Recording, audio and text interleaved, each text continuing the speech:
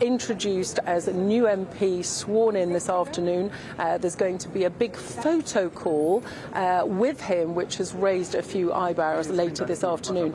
So as soon as Andy Burnham is spotted, he's going to be mobbed by press. So if the Prime Minister goes this morning, he controls the agenda, he controls the narrative. But I don't think we can be 100% certain. He spent the weekend at Chequers with his wife. I think what she has said will be absolutely key. But what seems clear is that support has drained away. Yes, he came out on Friday after that incredible by-election victory by Andy Burnham, saying he was going to fight on it and take part in any challenge. But will he really? Because the first rule of politics is know how to count. Andy Burnham's allies say that he's already got 200 MPs behind him. Also, we're hearing that they have sort of set a deadline of the end of tomorrow. If the Prime Minister has not announced a timetable for departure by then, they have got mass cabinet resignations, people that would be prepared to say that they will walk. So a massive, massive day, but quite incredible to be here again, because going back 7 years, Theresa May was Prime Minister. We have cycled through Theresa May, Boris Johnson, Liz Truss, Rishi Sunak, Sir Keir Starmer, and is it about to be Andy Burnham? I think the only real question now is how bloody, potentially, this might get. Will it be a coronation? Will there be a contest of any sort? I suspect not. How long will Sir Keir Starmer have left in office? Perhaps a few weeks, perhaps a couple of months. Catherine, yeah, indeed, quite a historic day there. Is there any chance at all you think the Prime Minister is going to come out fighting this morning and say, no, I'm not leaving?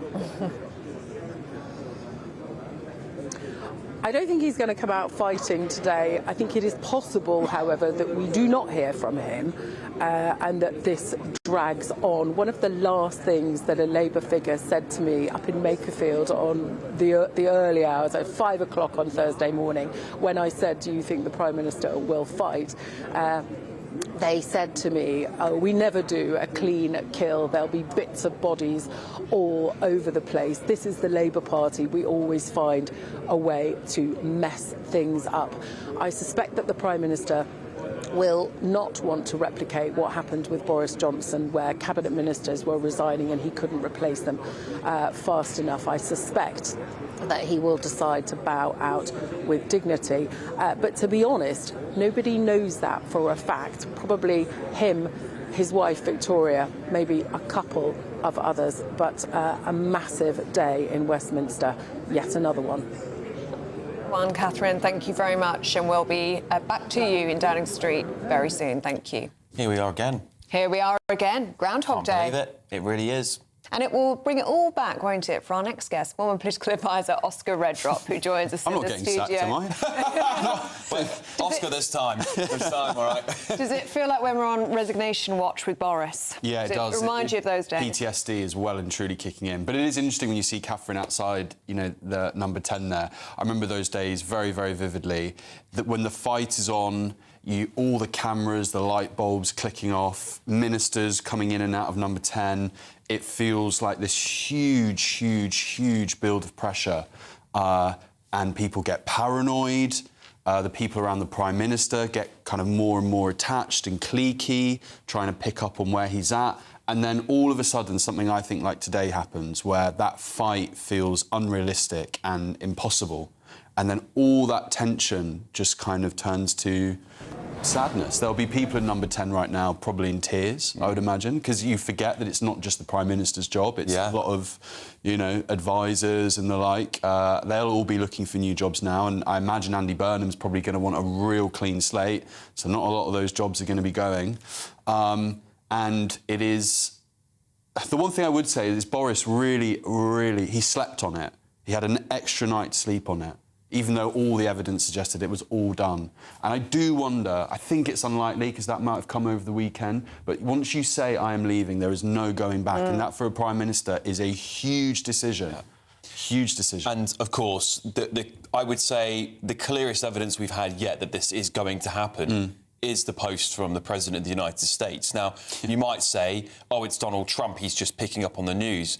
But it's very unusual ever for a key ally, not just any ally, the ally, America, for a president to basically say something like that. Yeah. It seems to me, my personal take would be that he's been told by through diplomatic channels, Keir Starmer has made a decision. And I would agree. And Peter Kyle, who was kind of the government's guy doing the media rounds yesterday, you could see it in his face. He couldn't say it, but he said it without saying it. Yeah. And it's Keir Starmer, I think, if he is to resign today, in terms of how he will be remembered as a Prime Minister, it is someone who, unfortunately, was just simply unable to connect with the British public. Yep. And how can you lead a public if you can't connect with them? So true. Very poor political instincts. And, we're going to orderly transition of power. We're going to start hearing this as some royal family or something.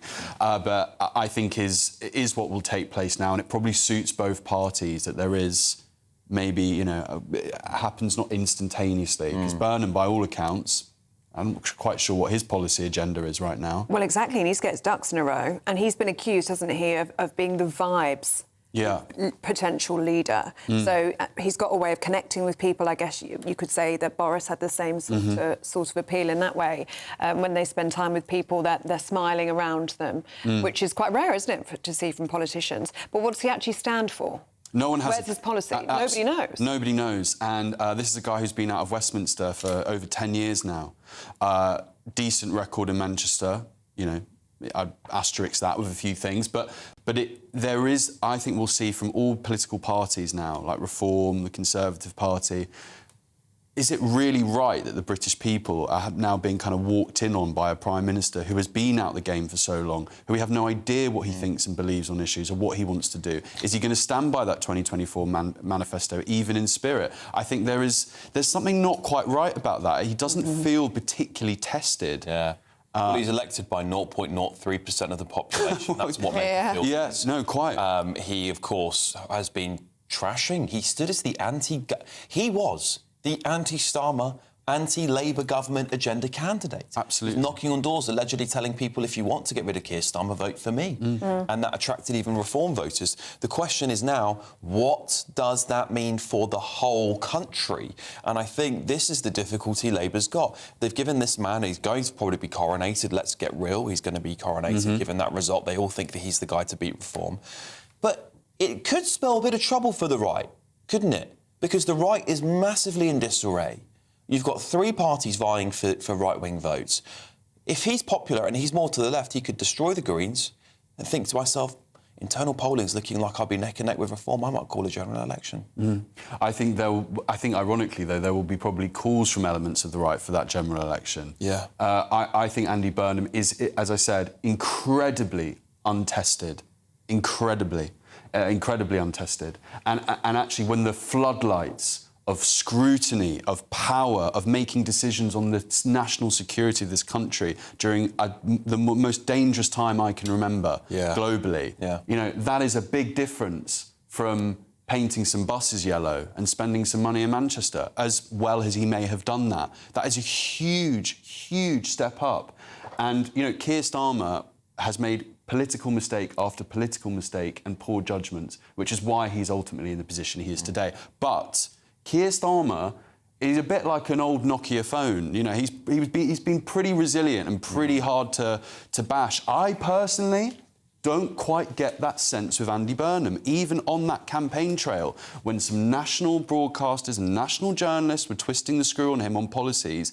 He was flapping already. Yeah. And actually his team protected him a lot, didn't they? Absolutely. During the campaign. He didn't do many interviews after that one with the BBC where he couldn't remember the fiscal rules. Absolutely. And there were lots of lobby journalists that were, from the right or, the centre-right, that could not, as you said, Ellie, get near the guy. And that is someone who is afraid of scrutiny at this time. He is a very skillful campaigner, just finally on this. We have time? Yes, we do, yes, take it away. He campaigns on values, which is something Sadiq Khan here in London does very well. It's kind of this woolly, warm stuff, values. You get me, I get you, Andy for us, Vibes. me for you. It's vibes. That's great, OK? And that's lovely. But when you are leading a nation, and with the political and economic problems that, you know, are just kind of generationally defining right now, just huge, vast, you know, welfare, immigration, the national security and defence of this country, you know, vibes and values ain't going to do it. It's going to be a very tough start. I guess that is why the rumours are in the papers, and they have been over the weekend, that Burnham would like some time. Yeah, it makes complete sense. Yeah, and it suits both parties. And I remember it was the same with Boris, and it will be the same with Starmer. He'll want to spend a couple of months kind of trying to dress that legacy, trying to work something, you know, back from the brink. But as you say, the problems in this nation, they still exist, don't they? They run deep. They do run deep, yeah. So will Andy Burnham have the answers? Let us know what you think. gbnews.com/you'll say. Somebody's been in touch saying if Sir Keir Starmer does decide to resign today, at least to have better weather than Rishi Sunak. Yeah, that's true. Which is a great point. I mean, although it's going to be very hot in London. I mean, that's the reason why I think it might be happening this morning, because do you want to be standing at a podium sweating away while you deliver your resignation speech? I think he might do it when it's nice and cool in the morning here. So it's already 21 degrees. So. Well, let's see. We've got Catherine Forster at Downing Street for us. We'll be on lectern watch, won't we? We will be. Throughout the morning. We'll bring it to you as soon as we see anything. Indeed. All right, shall we have a look at the other stories coming in this morning?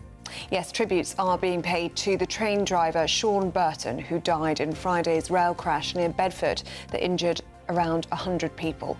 Recovery work is continuing on the line, with Network Rail describing the collision as a tragic but isolated incident. Investigations are continuing. And landlords who fail to fix dangerous problems such as damp, mould and faulty electrics now face fines of up to £7,000. New powers coming into force today allow councils across England to crack down on rogue landlords and force repairs to unsafe homes. France has banned alcohol at festivals as a heatwave pushes temperatures towards record levels. A third of the country, including Paris, is under red heat alerts, with 26 million people facing temperatures of up to 41 degrees.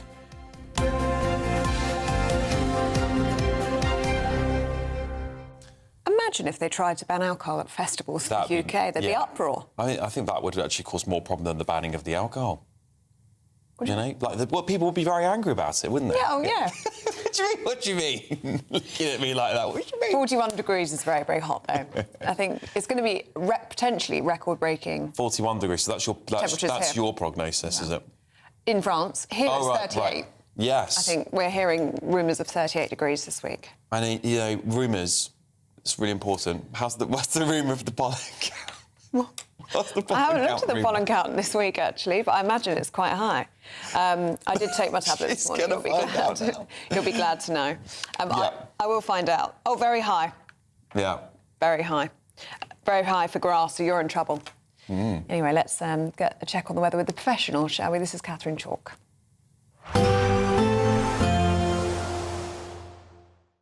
Expect warm spells with the odd rude interruption.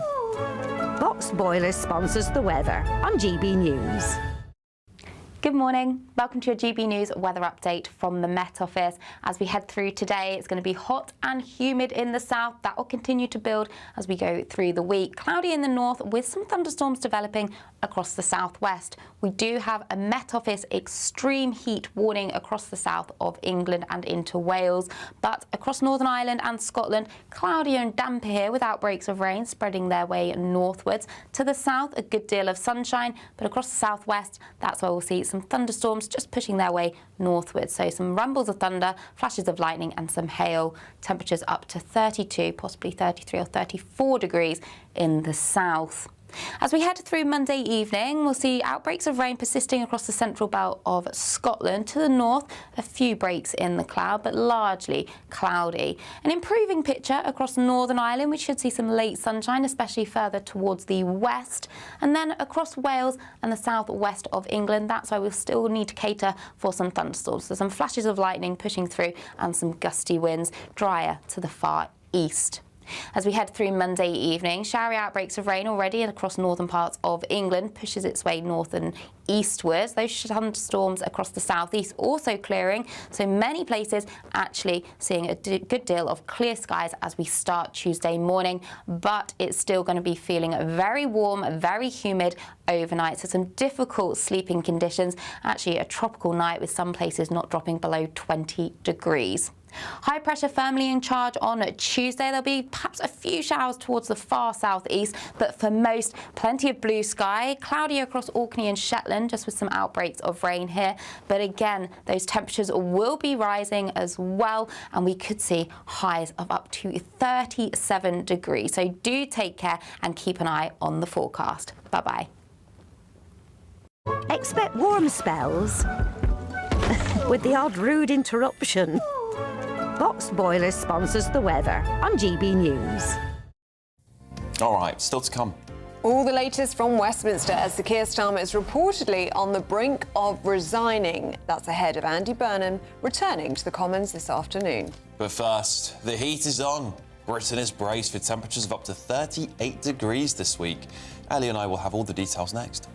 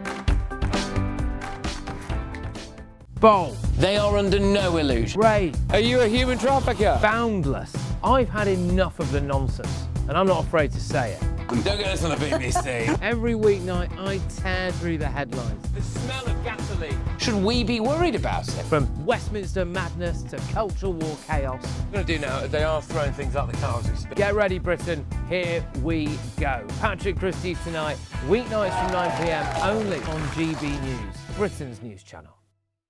At GB News, we love to hear from you, our loyal community. So drop us a line at gbnews.com/yoursay. There you can talk to each other and also to the presenters live on air. gbnews.com/yoursay, because GB News is your channel, Britain's news channel. Some people enjoy lazy Sunday mornings, but not me. What's the truth of the matter? So that's a very live question. Would you support him if he waters down these plans? Before the spin sets in, I'll be getting to the truth. This is personal. No soft questions, no easy answers. It's one thing if the state has rules in this country. It's another thing whether the police and others actually police them. Setting the agenda and holding those in power to account. You can't really blame her if the system is set up this way. You will not want to miss it, trust me. The Camilla Tominey Show, Sundays from 9:30, only on GB News.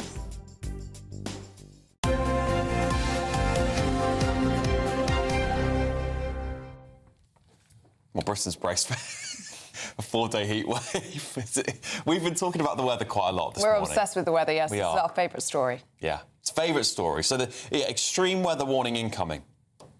Yes, because Britain is bracing for a 4-day heat wave. This is the Met Office issues that extreme weather warning. Could see record-breaking highs of 38 degrees, with forecasters predicting the hottest June ever. Right, well, joining us this morning, weather expert Phil Morrish. Phil, good morning. I think it's sending us slightly delirious today because it's already, 21, 22 degrees outside.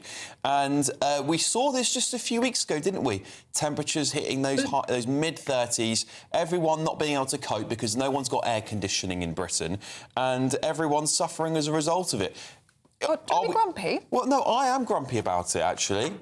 Yeah, I am grumpy. Phil, how do I avoid grumpiness with this really, really extreme weather we're going to get?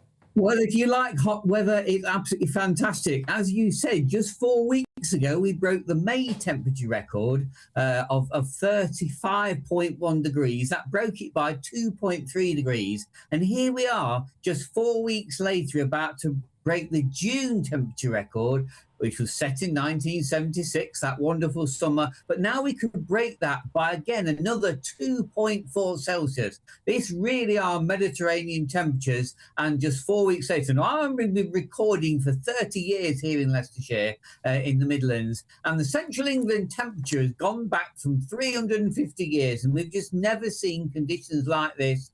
The temperature as high as they're going to be. 76 was an absolutely classic summer, it really was. It had 15 days in the 90s, but now we're regularly getting temperatures over that maximum, which was 36.3 in that summer. We could do 38. And of course, we could even approach the golden 40.3 that we achieved in July 2022. So it is quite remarkable weather for this country and for June. And we're still 6 weeks ahead of the actual position. Phil, do you think the way things are going, we could see record-breaking temperatures this summer, the hottest summer potentially on record? It looks very much like that, Ellie. As I said, 40.3 as a figure. We could even perhaps do that this week with the 40.3 being reached. The highest temperatures are always going to be in southern Britain, around London and to the west and slightly up towards Cambridge. But even further north, the heat is going to percolate. So today's maximum, looking about 32 to 33 over most of the southern part of England. Tuesday 37, Wednesday 38 over a large part of England and Wales. Also, the humidity is also going to be really, really high. That means you can't get a rest at night because temperatures are going to maintain their temperature with the humidity. The air stays very, very warm, and so it doesn't cool, and our bodies desperately want to cool. So we've really got to hydrate, stay indoors if you can, keep your doors and windows shut because it can be so hot out there. You better be cooler inside and drink plenty of water. Really is quite an incredible event coming so soon after the last one. It's a shocker, Phil. It really is. Now, listen, for the weather geeks like Ellie out there, how has this really, really extreme heat formed? Why are we getting it? What happens, it's called an Omega block. We're having a lot of hot air dragged up from Africa. The high pressure then presses down and then causes the air to intensify and heat even more. With high pressure, the air pushes down from above and then it even intensifies that heat. With no wind, the heat just builds and builds and builds. And this is a situation that's likely to continue right until Friday. So we're talking about 4 record-breaking hot days to come in the southern part of England, and gradually as time goes on, the north of England is going to join in those summer high temperatures, with even Manchester reaching 90 degrees on Tuesday or Wednesday. Can you believe that? Wow. It's going to be a great week, Phil. Yeah. All of our viewers getting in touch saying that you're bringing the sunshine yourself this morning, so thank you for bringing the vibes. Being a weather geek, I just love the subject. The weather is so do I, topic. Phil. So do I. And we love the it. sunshine, and we welcome it. We don't see it very often, so we welcome it when it comes, don't we? Yeah. And Alex will stop being grumpy. I will. I'll stop being grumpy. He just hasn't slept very much. So do forgive him. You've got to enjoy it, that's right. You do, Phil, you do. Just drink your water, wear your sun cream, enjoy. I will. Thanks, Phil. Thanks, Ben. Bright morning up. Thanks, mate. You have. Thanks, mate. I mean, it's nice to have a bit of good news. I mean, I guess people this week, everything feels like the country's crumbling, and actually what we're going to get is a nice bit of weather. Everyone go out sunbathing and forget about all the politics. Exactly. Just enjoy your sunshine. Yeah. 28 minutes past 6. Time now for our daily reflection. The GB News Daily Reflection. Hello, my name is Marjorie and I'm a Baptist leader in Sheffield. In Matthew's Gospel, chapter 10, Jesus says something unusual. He asks the question, are not 2 sparrows sold for a penny, yet not one of them falls to the ground outside your Father's care? And then he says, so don't be afraid, you are worth more than many sparrows. Most people know what it feels like to be ordinary because most of us are not famous. We're not changing history books. We're just trying to make it through another week, another day. Working, caring for people, carrying stress, dealing with disappointment, wondering if what we do really matters. Maybe you feel overlooked currently, replaceable, like life keeps moving on and no one really sees what you carry. Jesus points to something ordinary, a small bird that most people ignore, and says not even these birds escape God's attention. The point isn't that life will always be easy. In that same conversation, Jesus was honest about fear and stress and hardship, but he said this, you are not invisible. He sees you. God is interested in you. The sparrows remind us that God's care isn't reserved for impressive, polished, or powerful people. It reaches instead ordinary people living ordinary lives. And if God pays attention to sparrows, Jesus says, how much more does he care for you? So today, instead of asking, have I achieved enough, or do I matter?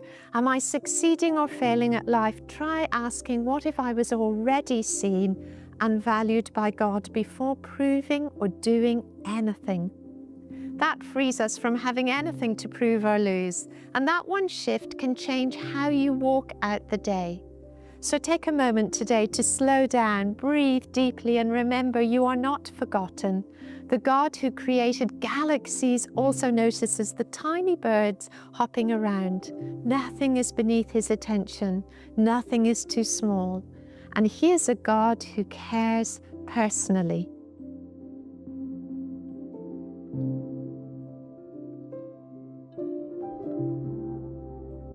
Oh, I really like that from Marjorie. Nothing is beneath his attention. Yeah. He notices everything. It does. Like that. Always watching. Just like you, like if you're watching at home. Yeah. Thanks for joining us this morning. And if you are wanting to stay with GB News, travelling to work or school in this heat, and you've got the AC on, you can stay with us on digital and radio. Yeah, you can take us with you anywhere. Here's your traffic and travel update.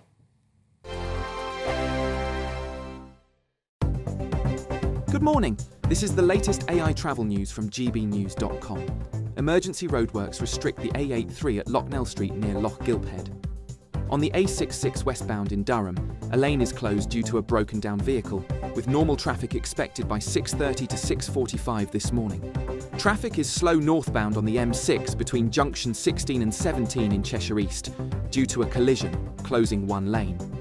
Avoid the M40 southbound in Warwickshire because of a serious accident involving a vehicle crossing the Central Reservation. And on the trains, East Midlands Railway and Thameslink services are majorly disrupted between London St Pancras International and Bedford. For more travel news, go to gbnews.com.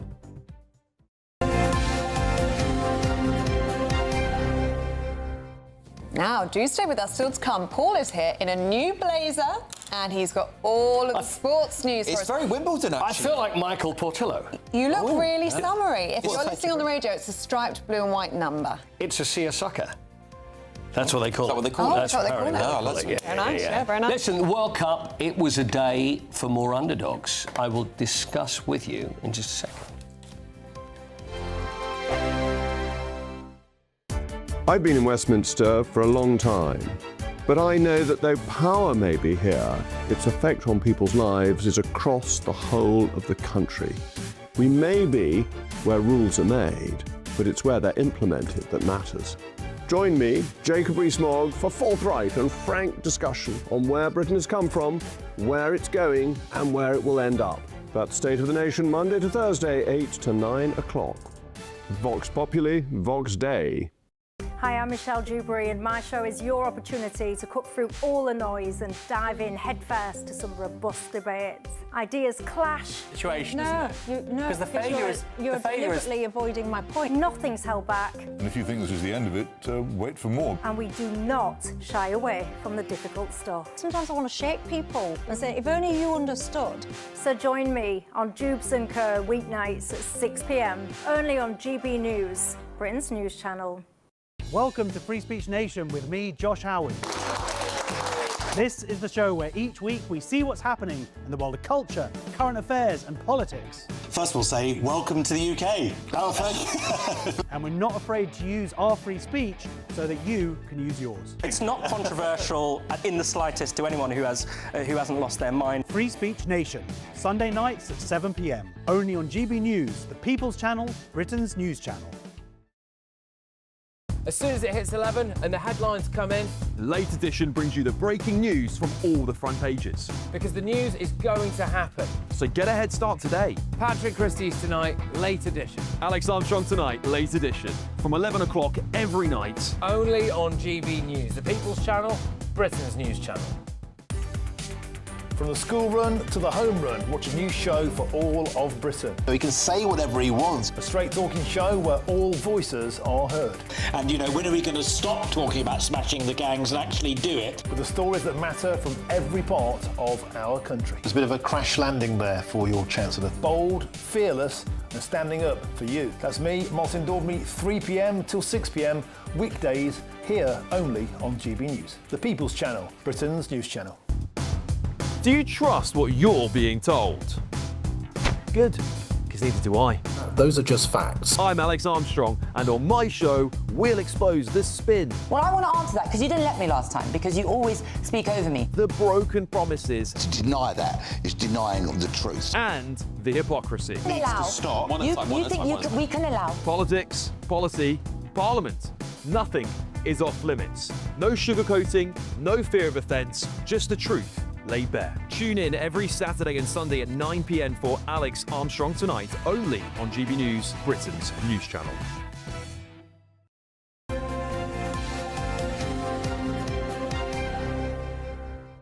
Joining us to go through all of the sports, particularly the World Cup, because this is what everyone wants to talk about. I think so. I'm enjoying it. You enjoying it? Oh, I'm loving it. We weren't in the fever, were we, a couple of weeks ago? Are you full in the fever now? I really am. Yeah. I really am. I'm hoping tomorrow I've had enough sleep that I can stay up and watch the game. Well, I've looked What time's the game tomorrow? It's at 9. Oh. So I'll be pushing it. This is this is England-Ghana. It's got to be done though, Paul. It has got to be done. So England-Ghana is then, but then I'm looking forward to possible during the knockouts when we get to the last 32, etc., and it looks likely that the next England game after Saturday. Yeah, after that, and then we've got Panama. Then after that would probably be a 1 a.m.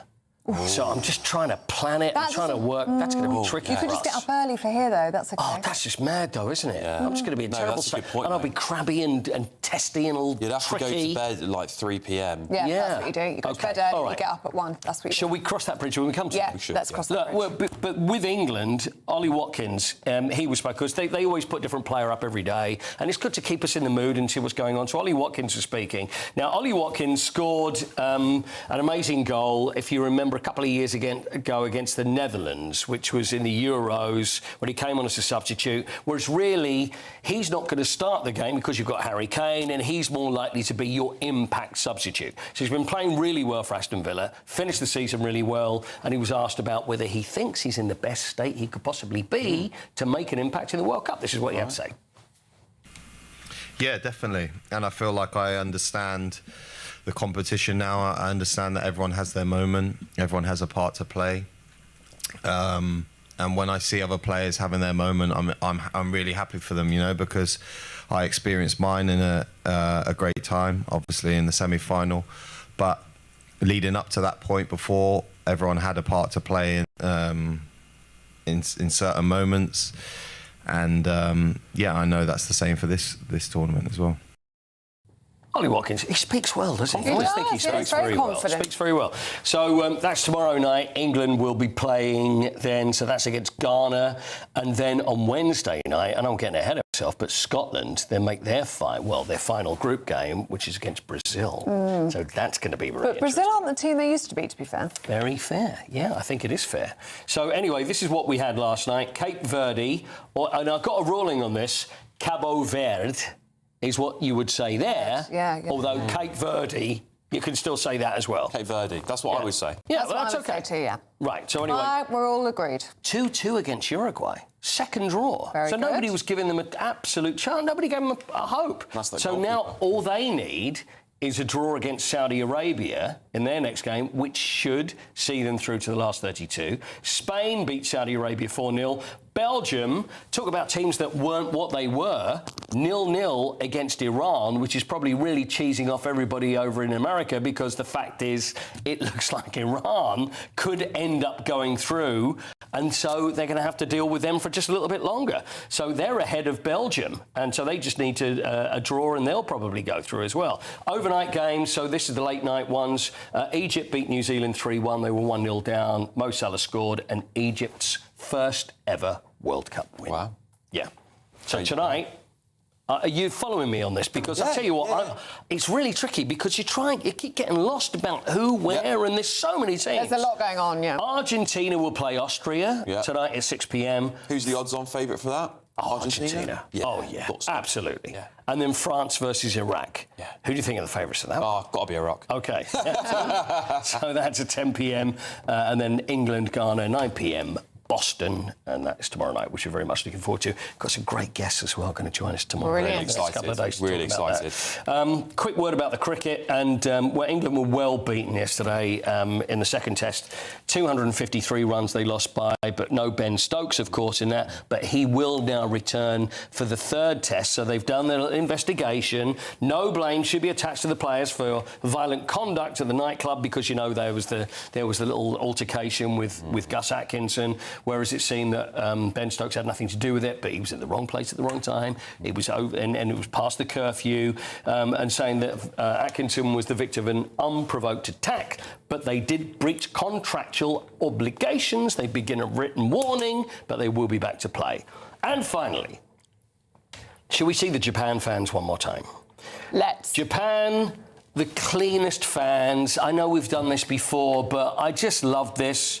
After their 4-0 win against Tunisia, they always clean up wherever they go. Here we are. Do you reckon there must be a Japan fan that is a bit filthy and dirty and doesn't clean up very often? Yeah, I'm sure there is, but they're setting the standard for everyone else. I've seen other fans doing stuff like that. England fans cleaning up the other day in Boston. Yeah, so Scotland fans the same. It's rubbing off. I love it. I love it. Love it. Keep it up. Very good. Very good. Don't chuck your hat away, because it looks really nice. And there's all the bags, and that's what they do. That's what they do. And you're right, and it's influencing everybody else. Thanks, Queenie. Pleasure. See you again soon. Now, just time to tell you about the Great Wish giveaway now. It is the final week to see how you could win a massive £76,543.21. It's tax-free cash as well. And Hayley's, well, yes, it's the countdown to summer. It is. I thought we moved on from that one. We haven't. It is. No, you haven't. You're right, because Hayley Sparks has got all the details. Where is she this time? There's just 4 days left for you to grab the chance to win big this summer. Someone has to win our stunning cash prize of £76,543.21. And that person really could be you. Imagine all of the fun you could have this year with that. You could treat the family, treat your friends, make it a super summer for everyone you know. Or just enjoy a bit of me time, safe in the knowledge all those day-to-day financial stresses have been taken care of. £76,543.21 in totally tax-free cash could be yours in time for summer. Make sure you don't miss out, as lines close at 4 p.m. on Friday. For a chance to win, text cash to 63225. One entry costs £2.50 plus one standard network rate message. Or text bonus to 63225. 5 entries cost £5 plus one standard network rate message. Go to gbnews.com/win. Entry start at £2.50. Call 0903 686 3232. Calls cost £2.50 plus your network access charge. Or post your name and number to GB21 PO Box 8690 Derby DE1 9TT. UK only. Entrance must be 18 or over. Lines close at 4 p.m. on the 26th of June. This is a network giveaway. Entries will be pooled. Please check the closing time if listening or watching on demand. Good luck. Well, good luck, everybody. Still to come, following the landslide victory of Andy Burnham in Makerfield, Sir Keir Starmer is poised to resign today and make a way for a fresh leader, probably Andy Burnham. Catherine's in Downing Street to tell us more. Well, Sir Keir Starmer won a huge landslide not even 2 years ago, but we are waiting now for a resignation because the so-called King of the North, Andy Burnham, after that incredible by-election victory in Makerfield, is heading south to be sworn in as an MP this afternoon. After that, well, he wants the job in there. Well, we're going to get into all of that and more with Kai Wilshaw and Candice Holdsworth in Making the News. But first, here's your forecast across Europe. Ready to soak up that holiday sunshine? We need some cover? No worries. All sorted. All Clear Travel Insurance sponsors GB News Travel Destinations Forecast. Hello. Heatwave is continuing across central and northeastern parts of Europe. Thunderstorms now also breaking out, with temperatures being 10 to 15 degrees above average. A cloudier picture across the Canary Islands with some showers here, but for the vast majority it's going to be hot again. Sunny spells, but also thunderstorms breaking out as we go into the week. And that theme does continue. We'll see more in the way of some thunderstorms, but the heat moving its way further eastwards. All Clear Travel Insurance sponsors GB News Travel Destinations Forecast.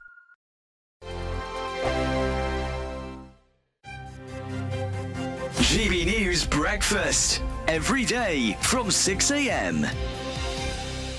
Became the norm. Friends just became family, and you know, I just kind of found my love in the streets, really. And then did that then lead to stuff with knives? Yeah, so I was stabbed by 15, and then my best friend passed away in my arms from a stab wound to the heart. So I'd already had quite a experience with knife crime at that point. I think in life it's important to give people a second chance, and especially when you come back and you were using this to such a positive thing, and actually, and you know, your kits already, as you say, have saved several lives, and hopefully it's not even about the saving of lives in that sense, is it? It's if you can prevent people from getting in the situation you were in the first place. This is where education's important. GB News, the People's Channel.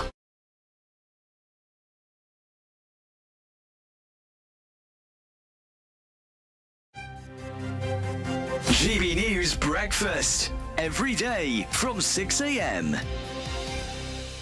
Crew of injured and wounded veterans and serving personnel have completed a historic sailing expedition around the UK, carrying the Invictus Games flag. Yes, it's called the Full Circle Sailing Expedition, and it embarked on a momentous 12-week journey, having sailed 2,000 miles around the UK to complete the whole full circle. Well, it supported more than 500 injured veterans, and the charity is raising £300,000 to fund their mission to support veterans right across the nation. Everybody on that boat has a part to play. It's you know, everybody gets involved in safely moving that boat from A to B, and like you said, it's that camaraderie and being a part of a team, and you could say to some extent having that mission. GB News, the People's Channel.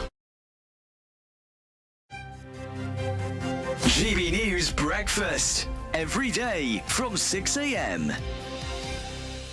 Come here. Is it a love for the royal family, for the kind of the British pageantry? What is it? You know what? Both of those things. I do have a love for the British royal family. I have been royal watching since I was in the 5th grade. That was a long time ago. I watched Indian Style when Lady Di married then Prince Charles, and now he's the king. And I mean, I just love the parade troops, all of that. Oh my gosh, it's absolutely amazing. Which royals do you think you're most looking forward to seeing as that procession comes down the mall a little bit later? King. I want to see the king. I love seeing the king and the queen because I'm of that era, actually. The Prince Charles, King Charles era. So I always look forward to seeing the king. But of course, the Prince and Princess of Wales. Well, I think you're going to have a very easy job spotting you in the crowd. That GB News, the People's Channel.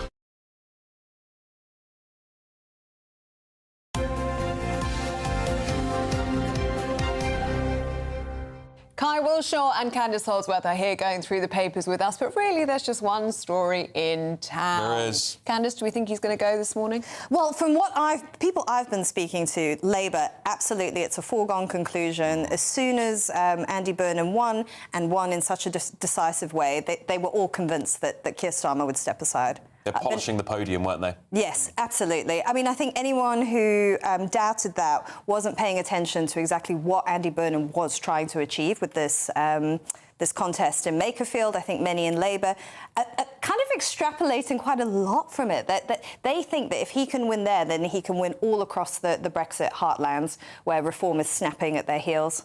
Maybe they're extrapolating too much, don't know. Yeah, yeah. Yeah, there's a lot of hope being put in Andy Burnham now, isn't there? Number one, electorally, is he the man who can show how to unite the left and beat reform? On that, I think, you know, the left do look more united than the right now. Yes. It is looking, you know, you can see a path. That's not saying much, no. But you can see a path for the Greens and the Lib Dems maybe to row in behind a Burnham Prime Minister. So on that, electorally, you know, I can see the point. But the big question now is, can he govern well? And these stories coming out today about waiting until September so he can have a plan, so he can work out what he wants to do. It's all because behind the scenes, many of his advisors are actually at loggerheads about, in particular, the economic situation and what they are going to do about borrowing. Well, also, you know, this is the thing, Candice, we're talking now about who's going to be in and out of cabinet. And this is part of the deals that Burnham's been setting up over the weekend to try and stave off a leadership contest, because he does want to be crowned, doesn't he? He wants to be made Prime Minister without a contest, which would be very dirty and messy for Labour to have one. But there is appetite for a contest, so we can hear what their individual plans might be if they were one of them picked for leader. But although it seems like they kind of all have this foregone conclusion, Burnham's the man. Yeah, they're investing a lot in Burnham. They're sort of seeing him as the man who can pull the sword from the stone. And I think we've had that for the last 10 years. We keep looking, we keep investing a lot. We just changed the leader. And, you know, you have a charming and you have a charismatic leader, and it will make everything better. But we all know that the problems in our country go much deeper than that. They are deeper, more systemic issues. I think a lot of what people close to Burnham are saying could make things worse. I mean, especially with not understanding the bond markets, for instance, wanting to spend huge amounts of money on nationalising utilities, for instance. I mean, they're going to come up against just very hard realities. And I just find it very worrying that they need 3 months. If you're planning to challenge a Prime Minister at a time of crisis like this, you better be ready to go. But they weren't. But, Kai, we're facing a situation where if Starmer does set out a timetable today for him to resign and step down, Britain will have a 6th Prime Minister in 7 years. What does that say about us as a country? Have we become ungovernable? I don't think we're ungovernable, right? But it's true. You look at the stats and they speak for themselves. I think there's a lot of things at play here. Number one, I think Nigel Farage is right. You heard it here first. Britain is broken, right? We have, as Candice said, systemic issues. That means, you know, those require big interventions over many years. And at that time, when we have these massive, complex issues that take time, we live in an age where the mandate window for Prime Ministers is much shorter. So people's, as you see, approval ratings plummet, right, after only a few months. If you're lucky, you get a couple of years. And so I think that is partly to do with social media, partly to do with our expectations post-Brexit as well, and attention spans, frankly. I see my own political attention span shortening. And so in that context, the fact that people don't give much time to politicians, frankly, to make an impact. However, we have all these problems that take ages to get out of the system. In that context, it does look pretty tough. And the thing is as well, how are you going to tackle these big systemic issues when we're constantly thinking about changing leaders, changing cabinets, changing governments? By the time they've got their feet under the desk, they're shipped off to another job. But this is the other thing, Candice, is that the Tories were getting pretty good at changing leaders. Labour has not done this for a very long time, and they are not good at it. No, and they would always point fingers at the Conservatives and call the Conservatives chaotic and make out like it was something wrong with them but yet they found themselves in the exact same position because all the structural issues that were there that destroyed the Conservatives are now doing the same to Labour. They keep falling into the same trap. Yeah, it certainly feels that way. I can't imagine how Keir Starmer may be feeling this morning. Of course, the big news over the weekend was that not only were we expecting this political reality to set in for the Prime Minister, but the President of the United States was posting on Truth Social, wasn't he, Kai? Oh, I've had enough of him and his geopolitical arsonism. A bit early for that, isn't it? Donald Trump, he has run roughshod over diplomatic niceties, hasn't he? That's one thing you can say about Donald Trump. And he likes a winner. That's why he liked Keir Starmer to start off with, isn't it? Famously. People didn't expect him to like Keir Starmer, this sort of fairly boring, lawyerly technocrat. He actually did like him because he was seen as a winner, and he didn't have many of the right-wing politicians we have here in Britain pouring poison in his ear. And that's what we have seen in the last few months, is both Nigel Farage and people in the Tory camp doing the opposition's job in the White House and taking their arguments directly to Donald Trump. That's not something we've seen, I don't think, in British politics. No. Kai, Candice, do stay with us. We're going to chat to you in about 45 minutes' time, and who knows what could happen this morning. Yes. So, stay tuned. Stay with us here on GB News Breakfast. All the latest from Westminster, as it's reported that Andy Burnham has given the Prime Minister until the end of tomorrow to resign. We'll bring you everything you need to know here on Breakfast. For now, though, here's your weather.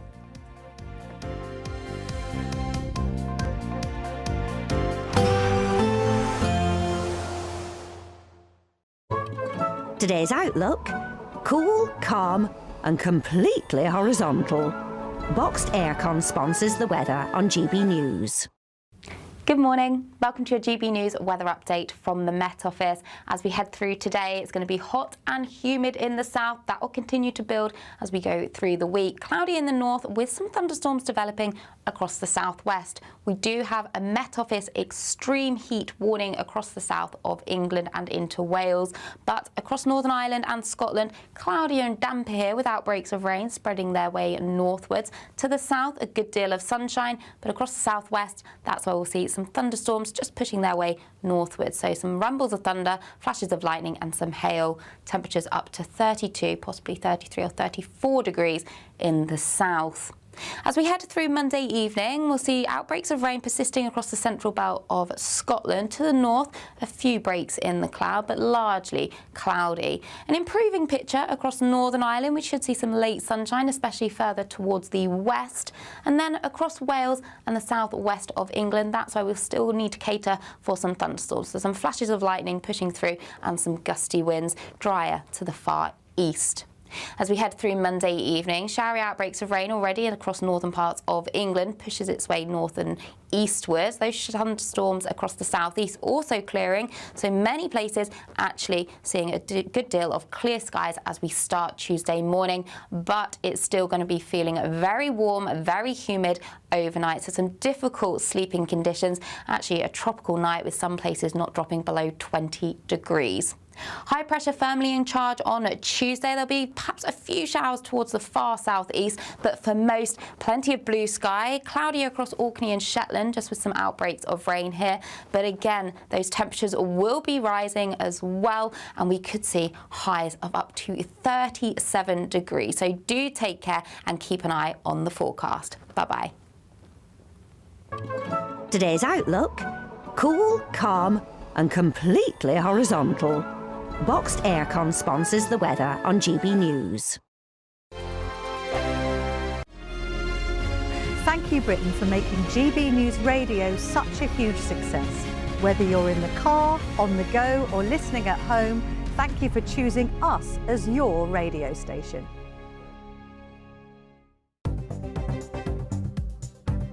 Good morning, this is the latest AI travel news from gbnews.com. The A83 is restricted at Loughnell Street, Loch Gilphead, due to emergency roadworks. On the M6 northbound in Cheshire East, between junctions 16 and 17, there is a collision with one lane closed. Normal conditions are expected from 7. The M40 southbound in Warwickshire, between junctions 16 and 15, is closed due to a vehicle crossing the central reservation. This will clear around 7. And on the trains, disruption continues between London St Pancras and Bedford on East Midlands Railway and Thameslink.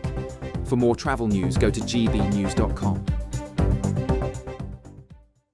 Hello from the Imperial Island Resort in Paphos, and it's the final week to see how you could win big in time for summer. Someone has to win our stunning cash prize of £76,543.21. Just don't miss out as lines close on the 26th of June. For a chance to win, text cash to 63225. One entry costs £2.50 plus one standard network rate message. Or text bonus to 63225. 5 entries cost £5 plus one standard network rate message. Go to gbnews.com/win. Entries start at £2.50. Call 0903 686 3232. Calls cost £2.50 plus your network access charge. Or post your name and number to GB21 PO Box 8690 Derby DE1 9TT. UK only. Entrance must be 18 or over. Lines close at 4 p.m. on the 26th of June. This is a network giveaway. Entries will be pooled. Please check the closing time if listening or watching on demand.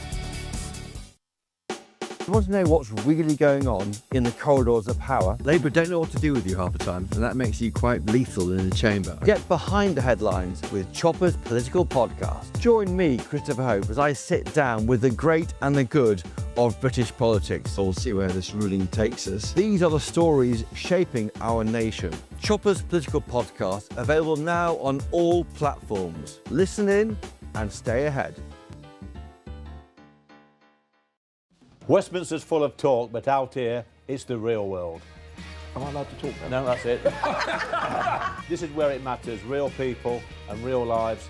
That's what politics is all about. In fact, has Trump made a good start?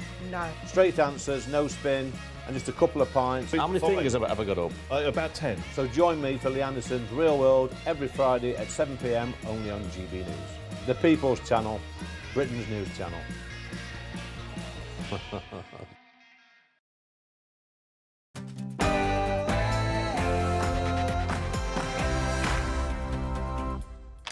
Good morning. Is Sir Keir Starmer going to lay out his timetable to resign this morning? Allies of the Prime Minister believe he's preparing to announce his resignation after support within Cabinet collapsed over the weekend. Well, it comes as newly elected Makerfield MP Andy Burnham arrives in Westminster later this morning as rumours swirl of a Labour coronation. Yes, the Telegraph understands both men favour a summer handover, paving the way for Burnham to take the keys to number 10 in time for Labour conference in September. So here we go again. He won a Labour landslide less than 2 years ago, and yet it seems like we are heading for our 6th Prime Minister in 7 years. Tons of press here. Number 10 not doing anything to shut down the expectation that the Prime Minister is about to resign. Shadow Chancellor Mel Stride warns an Andy Burnham premiership could mean higher taxes and more welfare spending. Or could Mr Burnham be the man to turn Labour's fortunes around? We're going to be debating this in about 20 minutes' time. And the heat is on, not just in Westminster, but throughout the country, as Britain is braced for temperatures of up to 38 degrees, as forecasters warn this week could be the hottest on June's record. A heatwave is on its way. Temperatures are rising as we go through the week. It's going to be feeling hot and humid. I'll have all of the details coming up. And latest in the World Cup, Cape Verde could now qualify for the knockout stage after getting a draw against Uruguay. Spain put 4 past Saudi Arabia, and it's England versus Ghana tomorrow night.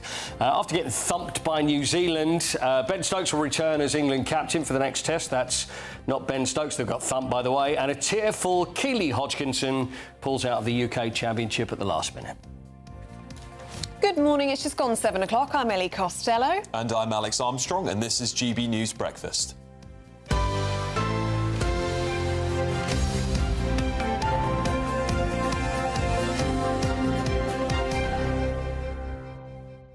Good morning. Is Sir Keir Starmer's premiership on the brink? Yeah, Labour is bracing for a change right at the top, with allies expecting Sir Keir Starmer to announce his resignation as early as today, perhaps even this morning. after support within Cabinet has indeed collapsed.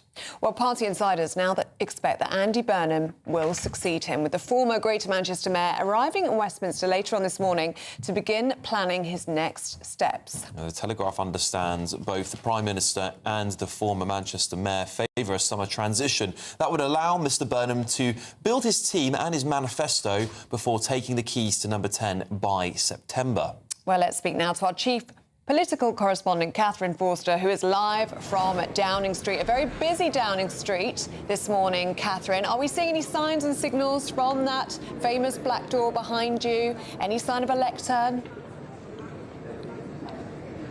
No sign of a lectern, but it does feel to me like Groundhog Day, because I have been here before. When I got here at 6 o'clock, there were already tons of reporters and cameras, but they are arriving by the minute. It is absolutely incredible. It's the sort of feeling that you only get on a day when a Prime Minister resigns, and the country seems to be making a habit of this, don't we? Because 7 years ago, where are we? I'm losing track of time. 7 years ago, we had Theresa May, then it was Boris Johnson, then it was Liz Truss, then it was Rishi Sunak.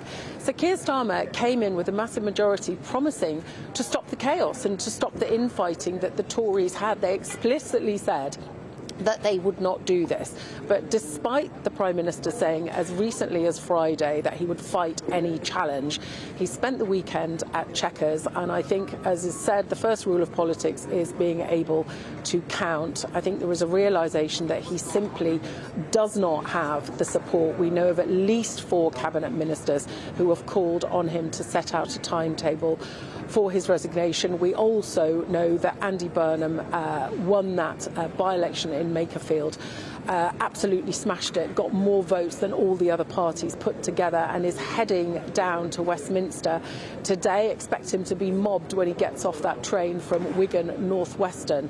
And so the feeling is that the Prime Minister may well come out this morning and announce a timetable for his departure, because that way he still retains some control of the narrative. Also worth saying, it's pretty cool on Downing Street, but it is going to be baking later on.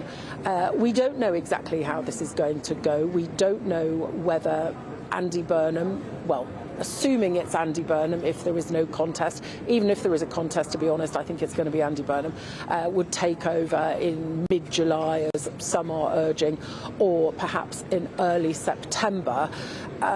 Both Andy Burnham's team, well, they told me last week they favoured, a reasonably lengthy handover. I suspect that the Prime Minister might favour that too. But of course, that means we're sort of in limbo. We'll have a PM in office, not really in power. Perhaps he'll go to the NATO summit in a couple of weeks. Perhaps he will go to that EU reset. Or if the PM doesn't announce he's going, it could get very, very bumpy indeed. The Eye reporting this morning that basically if he doesn't announce that he's going by the end of tomorrow, allies of Andy Burnham will give a list of cabinet ministers prepared to walk. I don't think it will come to that stage, because I think the Prime Minister will be very mindful of the scenes that we saw with Boris Johnson, and how cabinet minister after cabinet minister resigned and he tried to replace them until it became impossible. But you never know, but I just feel it's astonishing that yet again we're about to cycle through yet another leader. Yeah, Catherine, Andy Burnham will be keen, I suspect, to avoid a leadership contest, and might be handing out this week, and we have heard rumours of pics of people like Wes Streeting, perhaps, as Chancellor, of course, a man who has openly said he would like a leadership contest. Andy Burnham has never won a Labour leadership contest every time he stood. That'd be part of the reason, perhaps, he might be feeling like he'd like to be crowned. Catherine. Well, yes, this is going to be third time lucky, isn't it? Because he stood for the Labour leadership back in 2010, lost to Ed Miliband, stood again in 2015, lost to Jeremy Corbyn. That's a pretty underwhelming record. And of course, if he becomes Prime Minister now, he will do so on the back of 25,000 voters in a constituency halfway between Manchester and Liverpool that put that cross next to his name. So his mandate will be 25,000 people. You can bet your bottom dollar that there's going to be a lot of calls from opposition parties saying he doesn't have a mandate. Besides that, the questions, as you said, who is in his cabinet, who is going to be Chancellor, will be absolutely critical. Now, we understood that Ed Miliband was the hot favourite, but it sounds like Andy Burnham's team are cooling on that, partly because there are warnings from people like Sharon Graham, the leader of Unite. Also, the city wouldn't like it. So perhaps somebody like Wes Streeting. Yes, he told me on GB News just a few days ago that he would 100% run in any challenge, but that was having given a 50-minute speech on the economy. So what might that suggest?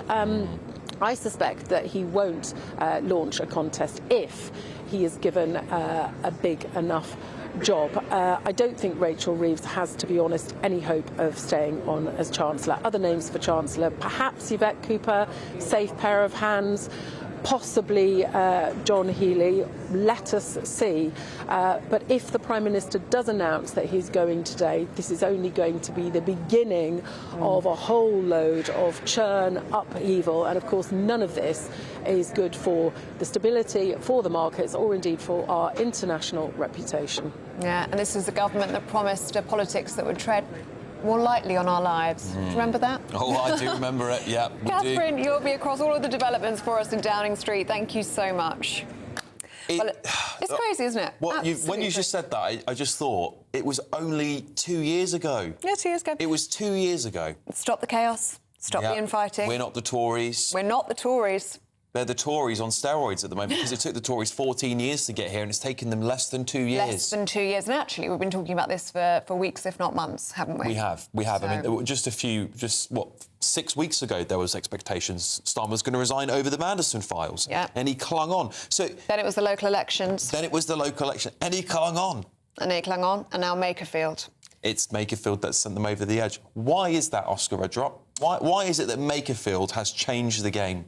Because I think the size of the win. I think it's, but also it's interesting when you go through the steps on the timeline where Keir Starmer at each one of these stages has hemorrhaged political capital, and it was the same with Boris. You would look at a timeline of events and you'd go, right, if we get through Sue Gray, if we get through the locals, and you would, and we get through a vote of no confidence, and you would kind of hobble through these things, and by the end, you know, all your limbs have cut off. You've been cut off in that process, and he literally has nowhere to go now. I think the Mandelson thing was really huge because Keir Starmer was chucking people under the bus right, left and centre. When he ran out of people, it was the process, and I think this just swooping in was the worst timing. And let's be real about it. You know, Josh Simmons, who stood down, you know, it was purposefully the exact wrong timing for Keir Starmer. And, it, you know, in a political sense, and people get sick of this because you don't talk about the issues that affect their lives and it's all politics, politics, politics. But purely from a political standpoint, it was the kind of the genius timing and headshot that was required to get rid of Keir Starmer. And I can understand why. Look, I'm no Keir Starmer fan. I'm really not. What? What? I'm surprised. but I can understand. I can get in the headspace where he will be in Chequers this weekend and back at number 10 now, and he will feel so betrayed. He will feel like this party were in the mud after 2019, in ruins, and I picked them up, and me and my team won them a huge historic landslide victory. And now you're chucking me under the bus. You're not even giving me 2 years for a Manchester mayor who has no track record of any seriousness over the last few years, no matter what people say. You know, it's a whole different game, a whole different job. You know, what is this all for? So I can understand the Prime Minister right now will be fuming. Give us a sense, then, of what's going on behind that black door at number 10, because you were here in the final days of Boris Johnson, so you will know exactly what's going on. Will there be chaos, or will there be setting out this timetable very calmly? If the chaos would have been over the last few days and weeks, right now there will be kind of desolation and sadness. And look, I understand it's a lot to ask the general public to feel sorry for politicians, but there'll be a lot of people in that building, young, old, some people who are not particularly politically aligned always, you know, who will be, politically kind of really staunch, who will be in tears because they'll be losing their jobs right now.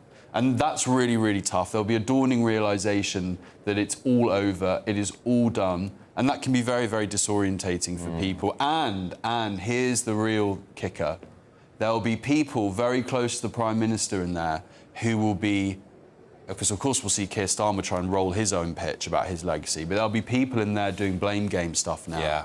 You know, amongst the advisors, amongst the wider team, you know, oh, it was his fault, it was her fault, it all went wrong. There'll be people trying to kind of manicure their own reputations moving forward, which could get messy, actually. And I guess going back to something you said a minute ago, talking about what we're going through Keir Starmer's head, the papers over the weekend were briefing Keir Starmer was really frustrated and angry. Because he's, as you might have quoted, he'd said he'd given up his kids' teenage years to do this job. Not just because we forget, he wasn't just Prime Minister for 2 years, or he hasn't left yet, but he's also leader of the opposition. And really challenging times for the country. COVID, they say it's put his relationship with his wife at strain, some of them are saying that. And now, after all of that sacrifice, he's going to be thrown to the wayside, as you said, for this new challenger. I guess the other question is this. Labour is not good at leadership change. It hasn't done this. The Tories, you guys are brilliant at this. You get rid of a Prime Minister in 30 days if you have to, as we saw with Liz Truss. This has taken a very long time, and they're not used to it. What sort of chaos should they expect with leadership change? Well, I mean, I think if Andy Burnham is wanting a 3-month kind of buffer, and that would work for Keir Starmer in terms of legacy building and blah, blah, blah, blah, you know, I find that quite concerning in many ways. I get why it works for them, but that means that as we sit here now, Andy Burnham, and I think it's in all likelihood there won't be a leadership challenge. Again, I think that's not quite right. I think this guy's so untested. Do we not want to test his ideas out a little bit, put him under scrutiny? Whereas he's going to squirrel away for 3 months, which is nothing, really, in relative terms, and build a programme for Britain. And then when you build that programme for Britain, how different will it be to the 2024 manifesto they stood on? In which case, do we need a general election? And I think we're going to get one. You think we're going to get one? I'm very confident now we're going to have a general election. Because, let's be honest, the manifesto of 2024 would not be Andy Burnham's manifesto, would it? He'd need to call a general election in order to have any form of mandate. Yeah, for sure, for sure. And I think that, again, will be quite destabilising for the country. I think he'd probably bank on a low turnout, potentially, because we're all so sick and tired of the constant kind of chaos and change. But I mean, he can't survive on 0.03% of the population giving him a mandate for a manifesto that doesn't exist, and for a man who won't even go through a leadership contest. And here's the other thing in terms of the election thing. I get the sense of Andy Burnham, there are politicians who like leading and responsibility, and there are politicians who prefer campaigning. Yes. This, to me, strikes as a man who feels more comfortable in campaign mode rather than delivery mode. You know, I want the best for the country. I want a good Prime Minister. But I think the longer he stays on the campaign trail, the longer he'll feel he actually stays away from a bit of scrutiny, counterintuitively. And I think that suits him a little bit. On your say here, when it comes to Keir Starmer, Nanny Lulu says, I have no sympathy whatsoever. And again, I sometimes do feel sorry for Keir Starmer, and I think about the way he treated Boris, the way he treated Rishi Sunak, and I think, actually, should we have less sympathy? Because he's been in this position. Just very quickly, Alex. Very briefly, there have been policies that your viewers have been affected by that have destroyed their lives that Keir Starmer has inflicted on the country. So, yeah. But there'll be some viewers who will actually be sad to see him go, I think, as well, which would be interesting to see. But they'll be worried about what's next, potentially. Let us know what is best for the country, in your view. gbnews.com/your say. Now it's 16 minutes past 7. Let's take a look at some other stories coming into the newsroom this morning. Landlords in England who fail to fix dangerous problems such as damp, mould or faulty electrics now face fines of up to £7,000. Councils have been given new powers from today, with ministers urging them to act quickly against rogue landlords. Many school leaders feel Ofsted inspections are still as risky to their well-being as they were at the time of Ruth Perry's death. That's according to a former senior inspector. A survey of 100 school leaders found almost 7 in 10 had negative views about the impact of inspections on their well-being. And industry organisations say changing electric car sales targets for the 6th time would be totally crazy. Reports suggest ministers could cut the 2030 zero emissions sales target from 80% to 50% after pressure from car manufacturers.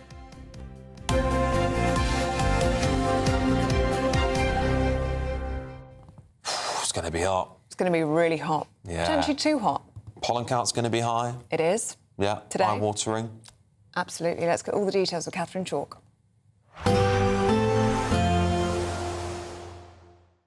Expect warm spells with the odd rude interruption. Boxed Boilers sponsors the weather on GB News. Good morning. Welcome to your GB News weather update from the Met Office. As we head through today, it's going to be hot and humid in the south. That will continue to build as we go through the week. Cloudy in the north with some thunderstorms developing across the southwest. We do have a Met Office extreme heat warning across the south of England and into Wales. But across Northern Ireland and Scotland, cloudier and damper here with outbreaks of rain spreading their way northwards. To the south, a good deal of sunshine, but across the southwest, that's where we'll see some thunderstorms just pushing their way northwards. So some rumbles of thunder, flashes of lightning and some hail. Temperatures up to 32, possibly 33 or 34 degrees in the south. As we head through Monday evening, we'll see outbreaks of rain persisting across the central belt of Scotland. To the north, a few breaks in the cloud, but largely cloudy. An improving picture across Northern Ireland. We should see some late sunshine, especially further towards the west. And then across Wales and the southwest of England, that's where we'll still need to cater for some thunderstorms. So some flashes of lightning pushing through and some gusty winds, drier to the far east. As we head through Monday evening, showery outbreaks of rain already across northern parts of England, pushes its way north and eastwards. Those thunderstorms across the southeast also clearing, so many places actually seeing a good deal of clear skies as we start Tuesday morning, but it's still going to be feeling very warm, very humid overnight, so some difficult sleeping conditions. Actually a tropical night with some places not dropping below 20 degrees. High pressure firmly in charge on Tuesday. There'll be perhaps a few showers towards the far southeast, but for most, plenty of blue sky. Cloudy across Orkney and Shetland, just with some outbreaks of rain here. But again, those temperatures will be rising as well, and we could see highs of up to 37 degrees. So do take care and keep an eye on the forecast. Bye-bye. Expect warm spells with the odd rude interruption. Boxed Boilers sponsors the weather on GB News. Now, do stay with us still to come. The Shadow Chancellor Mel Stride warns an Andy Burnham premiership could mean higher taxes and more welfare spending. Or could Mr Burnham be the man to turn Labour's fortunes around? We're going to be debating that next.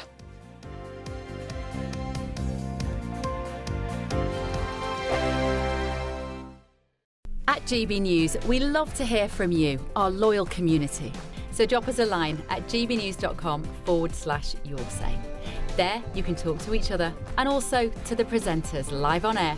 gbnews.com/yoursay, because GB News is your channel, Britain's news channel. Bold. They are under no illusion. Ray. Are you a human trafficker? Boundless. I've had enough of the nonsense, and I'm not afraid to say it. Don't get us on the BBC. Every weeknight, I tear through the headlines. The smell of gasoline. Should we be worried about it? From Westminster madness to cultural war chaos. What I'm going to do now is they are throwing things out the car as we speak. Get ready, Britain. Here we go. Patrick Christie tonight, weeknights from 9 p.m, only on GB News, Britain's news channel. Britain deserves a newsroom that puts the facts and your voice first. Well, and that's what you get on GB News. Lively debates, lively conversation. And we're not afraid to hold power to account. And each other. So join me, Andrew Pierce. And me, Miriam Gates, for Britain's Newsroom, weekdays from 9:30 on GB News. Do you trust what you're being told? Good, because neither do I. Those are just facts. I'm Alex Armstrong, and on my show, we'll expose the spin. Well, I want to answer that, because you didn't let me last time, because you always speak over me. The broken promises. To deny that is denying the truth. And the hypocrisy. Needs to stop. You think we can allow? Politics, policy, parliament. Nothing is off limits. No sugarcoating, no fear of offence, just the truth laid bare. Tune in every Saturday and Sunday at 9 p.m. for Alex Armstrong Tonight, only on GB News, Britain's news channel. Hi, I'm Michelle Dewberry, and my show is your opportunity to cut through all the noise and dive in headfirst to some robust debates. Ideas clash. Situation, no, isn't it? No, because the failure is you're deliberately avoiding my point. Nothing's held back. And if you think this is the end of it, wait for more. And we do not shy away from the difficult stuff. Sometimes I want to shake people and say, if only you understood. So join me on Jubes & Co. weeknights at 6 p.m, only on GB News, Britain's news channel. Some people enjoy lazy Sunday mornings, but not me. What's the truth of the matter? So that's a very live question. Would you support him if he waters down these plans? Before the spin sets in, I'll be getting to the truth. This is personal. No soft questions, no easy answers. It's one thing if the state has rules in this country. It's another thing whether the police and others actually police them. Setting the agenda and holding those in power to account. You can't really blame her if the system is set up this way. You will not want to miss it, trust me. The Camilla Tominey Show, Sundays from 9:30, only on GB News.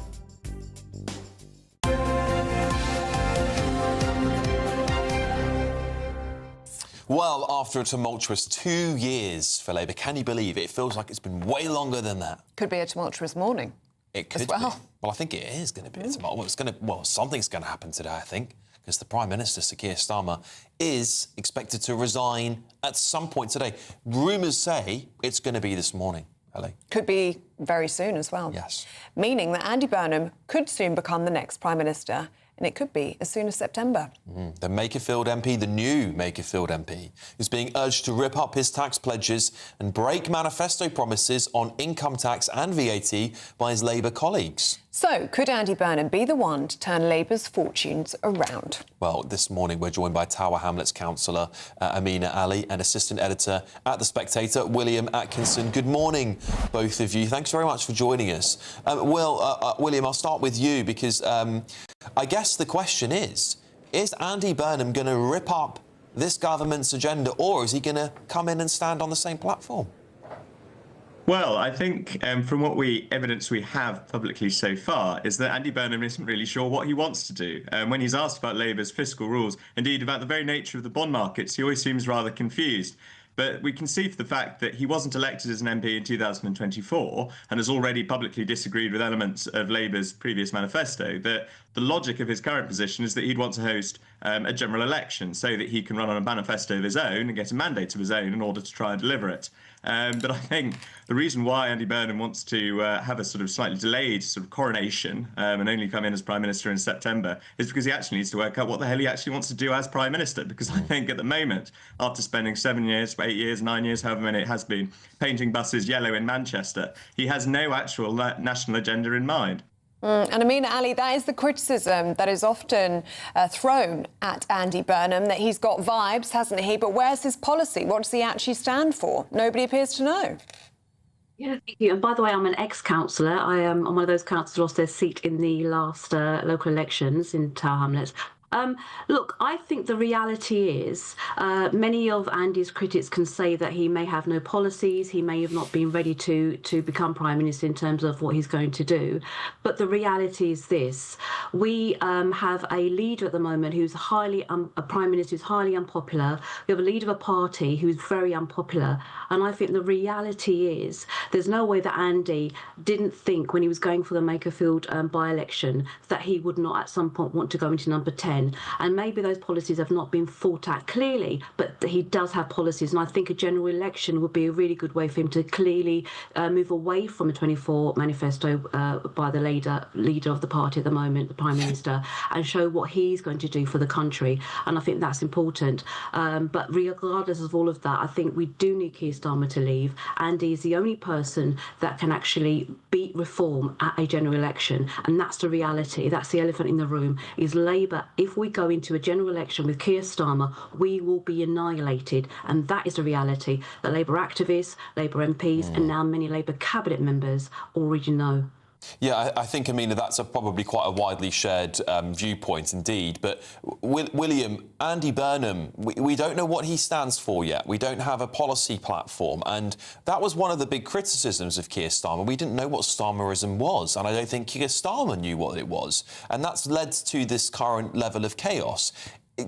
Is there any indicator that Andy Burnham is going to have a clearer platform and a more cohesive communications plan? Because it's another key failure of this government. It's unable to tell people what it's trying to achieve.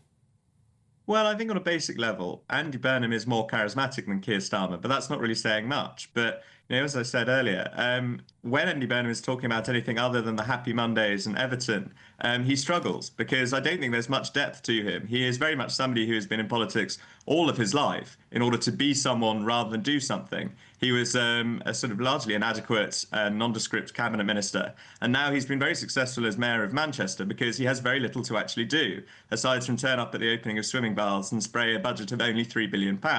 How that's actually going to translate to Downing Street, how he's going to be able to deal with Trump, the disruption caused by AI, the economic turbulence that is done for prime ministers over the last 20 years, our ongoing stagnation, our spiralling welfare bill, a tax and sort of benefit regime that only sort of seems to ever grow, I don't think Andy Burnham has any idea how he's going to tackle those things. And I think he's going to struggle just as Keir Starmer did. Actually, in some ways, I think his premiership will be very similar. There will be a brief honeymoon, and then he'll collapse under the weight of events. And I would be surprised, quite frankly, if he doesn't have a general election very soon after becoming Prime Minister, if he isn't replaced by Labour MPs again in 2 or 3 years' time. We are in the sort of Tottentowns at this point, the dance of death. And just as the Conservatives found themselves consumed by events in office, so too I think Labour have been now. And, as you pointed out, probably their best chance of beating reform, or at least being the largest party in a hung parliament, would be an immediate general election. But the longer that Andy Burnham remains in Downing Street, I think the greater benefit to Nigel Farage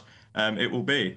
OK, I'm afraid we're going to have to leave it there. You two, we're out of time this morning, but William Atkinson and Amina Ali, thank you very much for your thoughts. Let us know what you think. gbnews.com/you'll say. Yeah. Interesting, they both said that we probably, and looking like, we're going to go for a general election. I think that's very likely. PM. I think it's very, very likely. For so many reasons, it's highly likely. I don't think you can govern on 0.03% of the population electing you. He wasn't even an MP during the last general election, which I think is another thing to add to this. And on top of that, he wants to rip up the manifesto.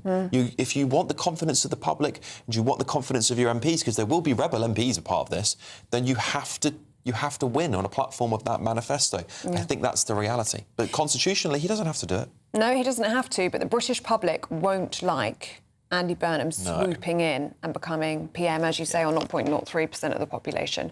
So let us know what you think. Would you like to see a general election if Andy Burnham were to become the next Prime Minister? gbnews.com/. If you do, be careful what you wish for, is what I would tell you right now. I think it's a very testing time, testing time.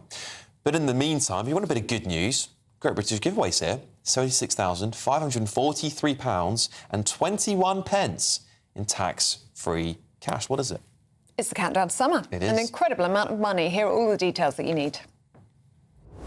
There's just 4 days left for you to grab the chance to win big this summer. Someone has to win our stunning cash prize of £76,543.21. And that person really could be you. Imagine all of the fun you could have this year with that. You could treat the family, treat your friends, make it a super summer for everyone you know. Or just enjoy a bit of me time, safe in the knowledge all those day-to-day financial stresses have been taken care of.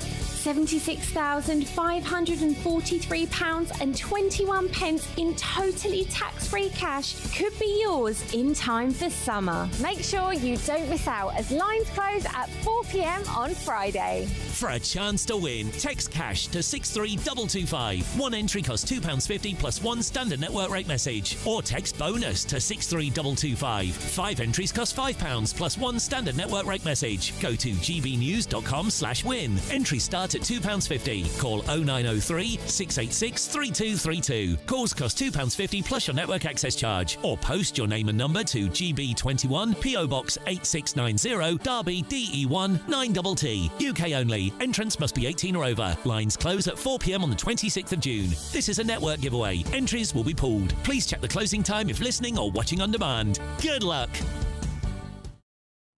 Yes, good luck. It's an incredible amount of money, isn't it? That's right. And Paul's here with the sport, particularly the World Cup. Everybody's second favourite team, Cape Verde.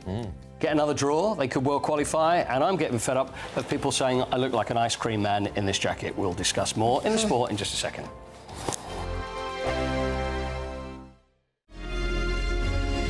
Thank you, Britain, for the thousands of you who are becoming friends of GB News each and every week.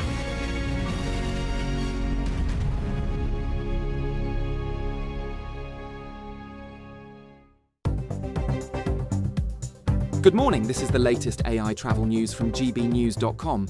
Traffic is heavy eastbound on the M4 between Junction 28 at Tredegar Park and Junction 24 at Coldra, with 3 lanes restricted. On the M40 southbound in Warwickshire, drivers face half-hour delays between M42 northbound and Junction 15. In Cheshire East, M6 northbound has 1 lane closed due to a collision between Junction 16 and 17. M4 eastbound in Slough has 2 lanes closed following a crash between junctions 5 and 4B. On the trains, there's major disruption between London St Pancras International and Bedford on East Midlands Railway and Thameslink services. For more travel news, go to gbnews.com. Westminster's full of talk, but out here, it's the real world. Am I allowed to talk now? No, that's it. This is where it matters, real people and real lives. That's what politics is all about. In fact, this Trump made a good start. No. Straight answers, no spin, and just a couple of pints. How many fingers have I got up? About 10. So join me for Lee Anderson's Real World every Friday at 7 p.m. only on GB News. The People's Channel, Britain's news channel. From the school run to the home run, watch a new show for all of Britain. He can say whatever he wants. A straight-talking show where all voices are heard. And, you know, when are we going to stop talking about smashing the gangs and actually do it? With the stories that matter from every part of our country. There's a bit of a crash landing there for your Chancellor. Bold, fearless and standing up for you. That's me, Martin Daubney, 3 p.m. till 6 p.m, weekdays, here only on GB News. The People's Channel, Britain's news channel. Exciting news. Every Friday, my Patrick Christie's Tonight Show is going to have a twist to it. We're welcoming some special guests. You. That's right, on Fridays I'm going to be doing my show in front of a live studio audience because this show is about you and what you have to say. It's going to be the same big debates, same big topics, same big opinions. But every Friday night at 9 p.m, you are invited to come on down to Patrick Christie's Tonight to be a part of the action. Only on GB News, the People's Channel, Britain's news channel. You want to know what's really going on in the corridors of power? Labour don't know what to do with you half the time, and that makes you quite lethal in the chamber. Get behind the headlines with Chopper's Political Podcast. Join me, Christopher Hope, as I sit down with the great and the good of British politics. We'll see where this ruling takes us. These are the stories shaping our nation. Chopper's Political Podcast, available now on all platforms. Listen in and stay ahead.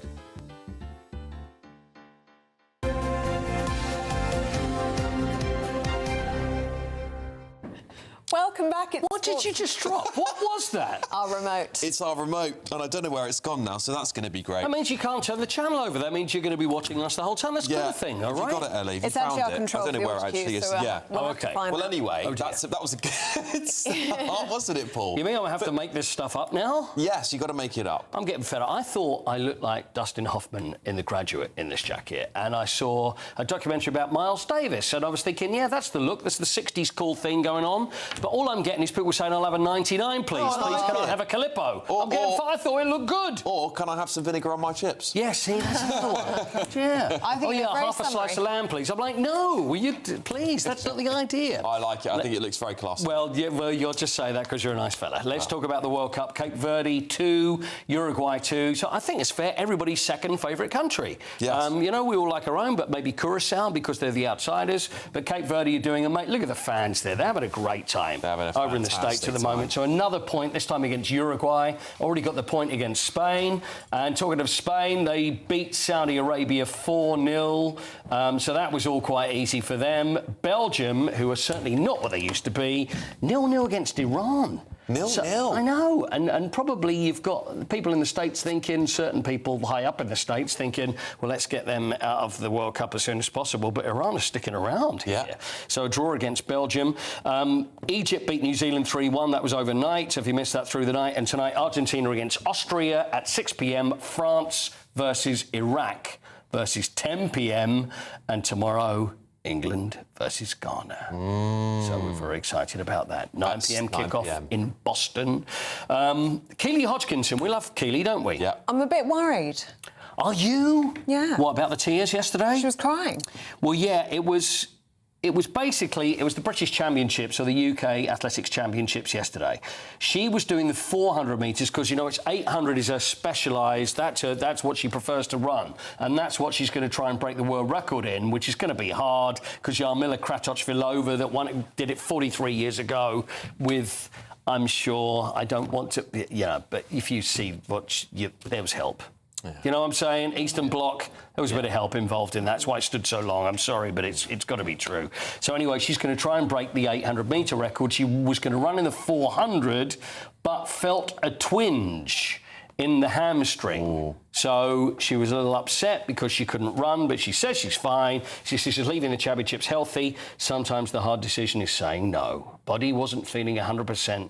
Exciting summer ahead. But our other friend, although we really love, our most favourite friend, Georgia Hunter-Bell, won the 800 metres yesterday in a championship record as 1:55.93. So well done, Georgia, who I'm trying to get on the show this week. Yeah, I'm sure she'll chat to us. Yeah, well, she loves us, so it'd be great. We love her, so it'd be great to have her back on. There's Georgia there, fantastic runner. Yeah. We'll play some birthdays. You got time for a few birthdays? Yeah, why not? OK, some sporting birthdays. We haven't played it for a while because we've been so World Cupped up. So let's see the first one, shall we? It's a golfer, and it's... oh, no, it's not. We're going with Rodri first. Rodri, Spanish player, Manchester City. His name is Rodrigo Hernandez Castante. But we know him as Rodri. How old is Rodri? Manchester City midfielder. How old is he today? Do we have a picture of Rodri? I think we're working. Is there a Rodri there? There's got to be a Rodri there. But anyway, how old do you think Rodri is? You know Rodri anyway. Playing currently? Yes. 28. Nice guess. 30? Is the right answer. Yes. Who needs a picture? Good at this. Who needs Very a picture? good. Very good. OK, let's hopefully we've got another one. Let's go with Dustin Johnson. All right. Dustin Johnson, 2016 US Open winner, 2020 Masters. He's a golfer and he's got a beard, so he's obviously going to look older than he really is. Although I think he probably looks about right. So what do you say? 46. OK, nice. Not quite, but very close. 42? It's right again. No! Brilliant! Get your game up, Very Ellie. Come on. We started playing this game with you and you're thinking, I don't like it. I don't like it because I never get it right. And now look at you. On a roll. Yes, you are flying. Good. Let's go with another one. And I haven't cheated, I swear. No, I know you haven't. No. That's Andoni Iraola, who's the new Liverpool manager, left Bournemouth to go to Liverpool. There he is, and look very carefully. Come on, Alex, are you going to go 3 from 3? 53. 53 is a bit big. Yeah, I'm going to go 47. 44. Oh, OK, I was a bit off on that 44 is the answer. Yeah. And one more. Meryl Streep, who played up front for Huddersfield for 3 years. OK, well, she didn't, but there she is. Lovely, talented Meryl Streep. How old is she today? She's older than she looks. 68. 70. 77. Oh, wow, she looks fantastic. Yeah, but that was her 28 years ago. Yeah, amazing. Thanks, Brucey. Thanks for that. Bit of fun. Break up what could be a very serious day. That's what I'm trying my best to do. No, we love that. We love that. Now, do stick with us. Still to come, Andy Burnham set to topple Sir Keir Starmer as Prime Minister following his by-election victory in Makerfield. Catherine Forster is live in Downing Street for us. Yes, so here we go again. Everything that I'm seeing and hearing here in Downing Street tells me that this is happening. The Prime Minister is going to resign. The only question is exactly when and how long he will stay in post until, and I think we can 99.99% certainly say, Andy Burnham takes over. Good odds there for Andy Burnham. Kai Wilshaw and Candice Holdsworth are going to be telling us what they think about that. That's coming up next after European forecast. Can't wait to get in that sea. Lovely and warm. Just like the feeling of having great travel insurance. All Clear Travel Insurance sponsors GB News Travel Destinations Forecast. Hello. The heatwave is continuing across central and northeastern parts of Europe. Thunderstorms now also breaking out, with temperatures being 10 to 15 degrees above average. A cloudier picture across the Canary Islands with some showers here, but for the vast majority it's going to be hot again. Sunny spells, but also thunderstorms breaking out as we go into the week. And that theme does continue. We'll see more in the way of some thunderstorms, but the heat moving its way further eastwards. All Clear Travel Insurance sponsors GB News Travel Destinations Forecast. GB News Breakfast. Every day from 6 a.m. Veterinary surgeons and such as yourself, I mean, you're very, very highly trained, but it just feels so expensive when there's something wrong with your animal. And it does also seem that insurance doesn't cover the very things you need. There's been huge advancements in veterinary medicine. 20 to 30 years ago, we had no CT scanners in practice. We had no MRI machines. Our blood tests were very rudimentary. And for that, you could do that very cheaply. Now we can offer you this incredibly high level of care that comes at a high cost. Everybody wants this extremely high level of care for their pet. Of course, you want the best for your pet. But there's nobody else to pay for that. So if you can be honest and say, I can't do that at that amount of money, we'll find you a way. Yeah. We will. GB News, the People's Channel. GB News Breakfast. Every day from 6 a.m. Lovely to see them all looking rather laid back and informal, wasn't it? Yes, you know, we're used to all of these grand royal events, and although this was undoubtedly the society wedding of the year, a very low-key event, they deliberately wanted to keep it as a private affair, as much as one can when one is a member of the royal family, of course. But it was a private ceremony, it was very intimate, and that's really the way that they've lived, that Peter Phillips has lived his life recently, and I think he wants to continue that. Interesting to note also that in this modern age, this is a blended family at this marriage, because they're both entering this as their second marriage. Of course, Peter Phillips previously married to Autumn Kelly, with whom he has two daughters, Savannah and Isla, who are 15 and 14. They were bridesmaids. GB News, the People's Channel. This is GB News, Britain's news channel. Dorothea, how does it feel being here today, joining other veterans? It's marvellous, because for years after the war ended, nobody knew that women had even done anything during the war. And also, they suddenly discovered that, good heavens, women have got brains. They can think for themselves and for the country. And it was naturally assumed that everybody would willingly do their bit for England. And they would have. We had one purpose in life, which was to free the world from Nazism. The People's Channel.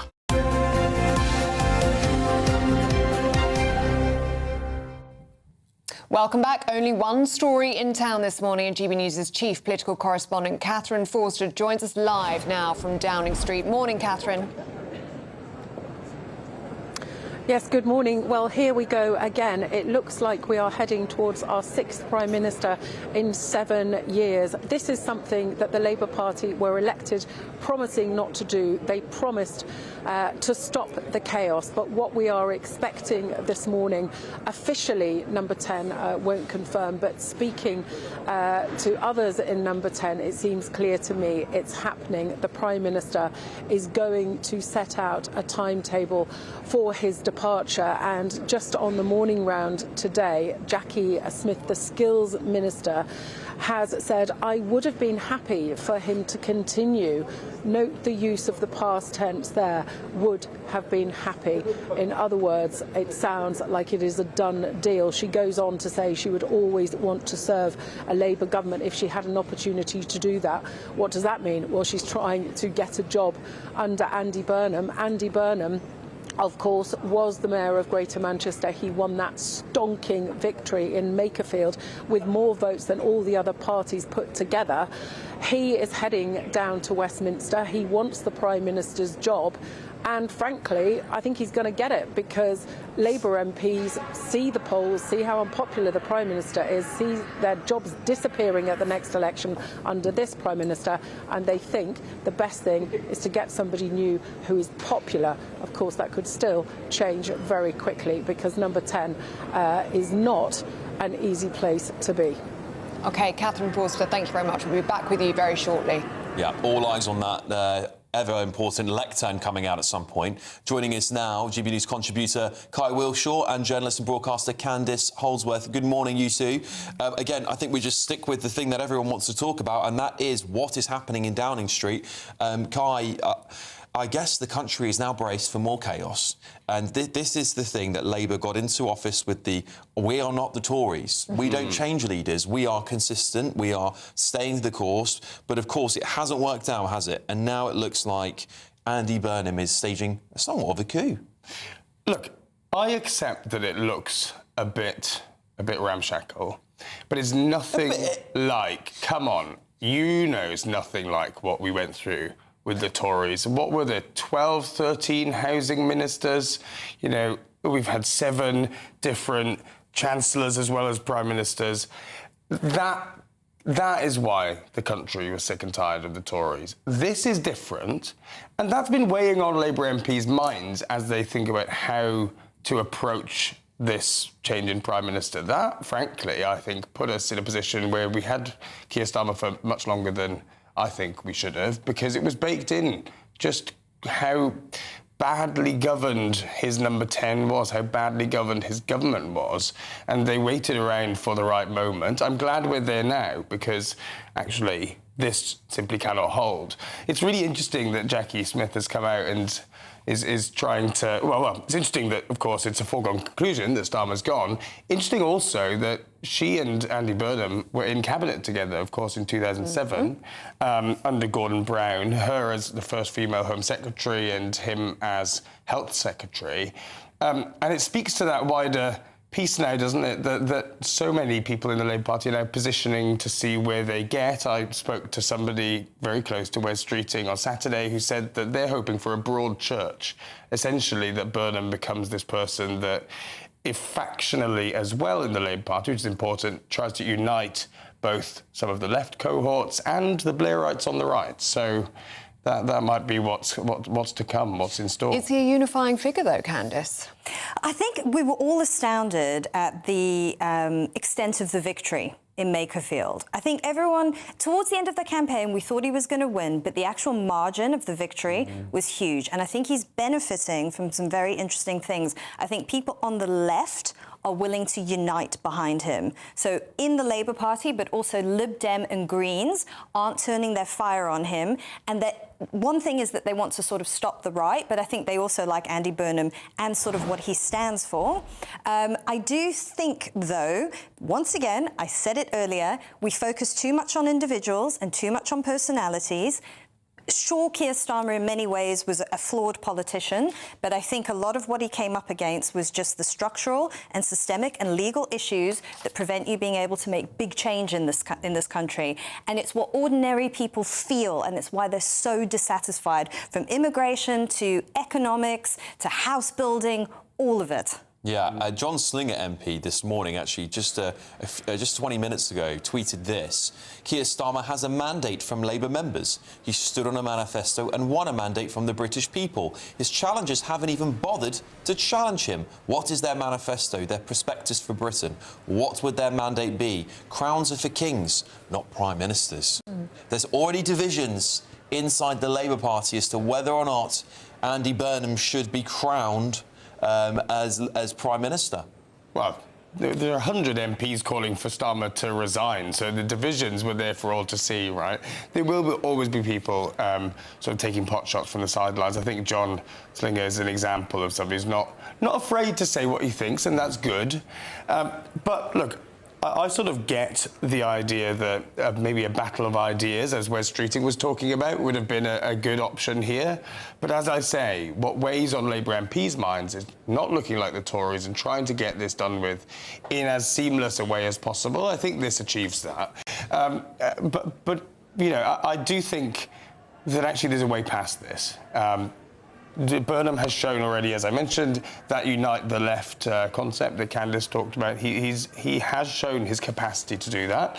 And I think actually, if he takes this moment now, takes the momentum to show a bit of urgency on some of the country's most dire issues, those really, really perplexing problems, I think there's a way through this. I think actually this veer to the left, perhaps overwritten by the papers, if he takes some strong action on areas where Labour is weak, but also gives some red meat on the left and some strong economic ideas where people have felt that there's no direction from Keir Starmer, I think there's a way where he keeps his popularity intact. But there's great concern as well, isn't there, Candice? This is a man who's failed Labour leadership contest twice. This is a man who's been shielded from Westminster scrutiny for the best part of 10 years.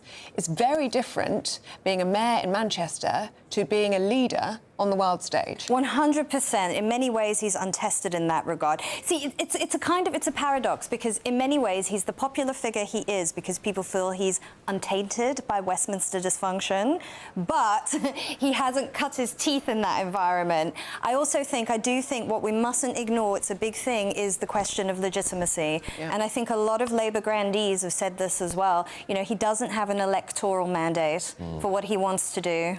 Yeah, we heard this weekend that Andy Burnham was preparing or was instructing Keir Starmer that he must go by Tuesday evening. That was the rumours, that he was going to present evidence of 200 MPs supporting him.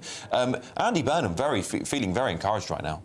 Absolutely, and I think he should. Look, that victory, as you said, it is a huge vote of confidence in Andy Burnham personally, as well as a referendum on Keir Starmer. Look, he's been untested, he's failed before in leadership contests, but politics is all about timing. It's all about timing the right man or woman for the moment, and I think he really is. He's hit this moment perfectly. It's come at the perfect time where people are expecting change, but expecting somebody radical as well. Still won't get a female Prime Minister, though, eh? There we go. So woke. Kai, Candice, thank you very much.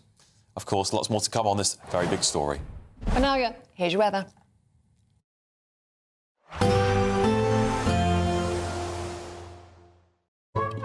Today's outlook: cool, calm and completely horizontal. Boxed Aircon sponsors the weather on GB News.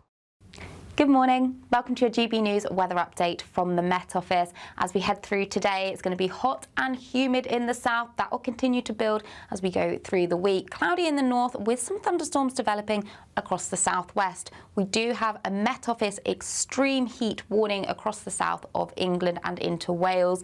But across Northern Ireland and Scotland, cloudy and damp here with outbreaks of rain spreading their way northwards. To the south, a good deal of sunshine, but across the southwest, that's where we'll see some thunderstorms just pushing their way northwards. So some rumbles of thunder, flashes of lightning and some hail. Temperatures up to 32, possibly 33 or 34 degrees in the south. As we head through Monday evening, we'll see outbreaks of rain persisting across the central belt of Scotland. To the north, a few breaks in the cloud, but largely cloudy. An improving picture across Northern Ireland. We should see some late sunshine, especially further towards the west. And then across Wales and the southwest of England, that's why we'll still need to cater for some thunderstorms. So some flashes of lightning pushing through and some gusty winds, drier to the far east.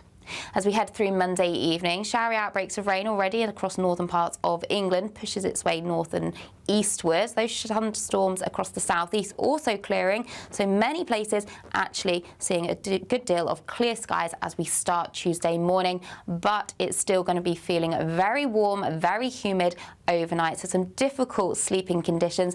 Actually a tropical night with some places not dropping below 20 degrees. High pressure firmly in charge on Tuesday. There'll be perhaps a few showers towards the far southeast, but for most, plenty of blue sky. Cloudy across Orkney and Shetland, just with some outbreaks of rain here. But again, those temperatures will be rising as well, and we could see highs of up to 37 degrees. So do take care and keep an eye on the forecast. Bye-bye. Today's outlook: cool, calm and completely horizontal. Boxed Aircon sponsors the weather on GB News.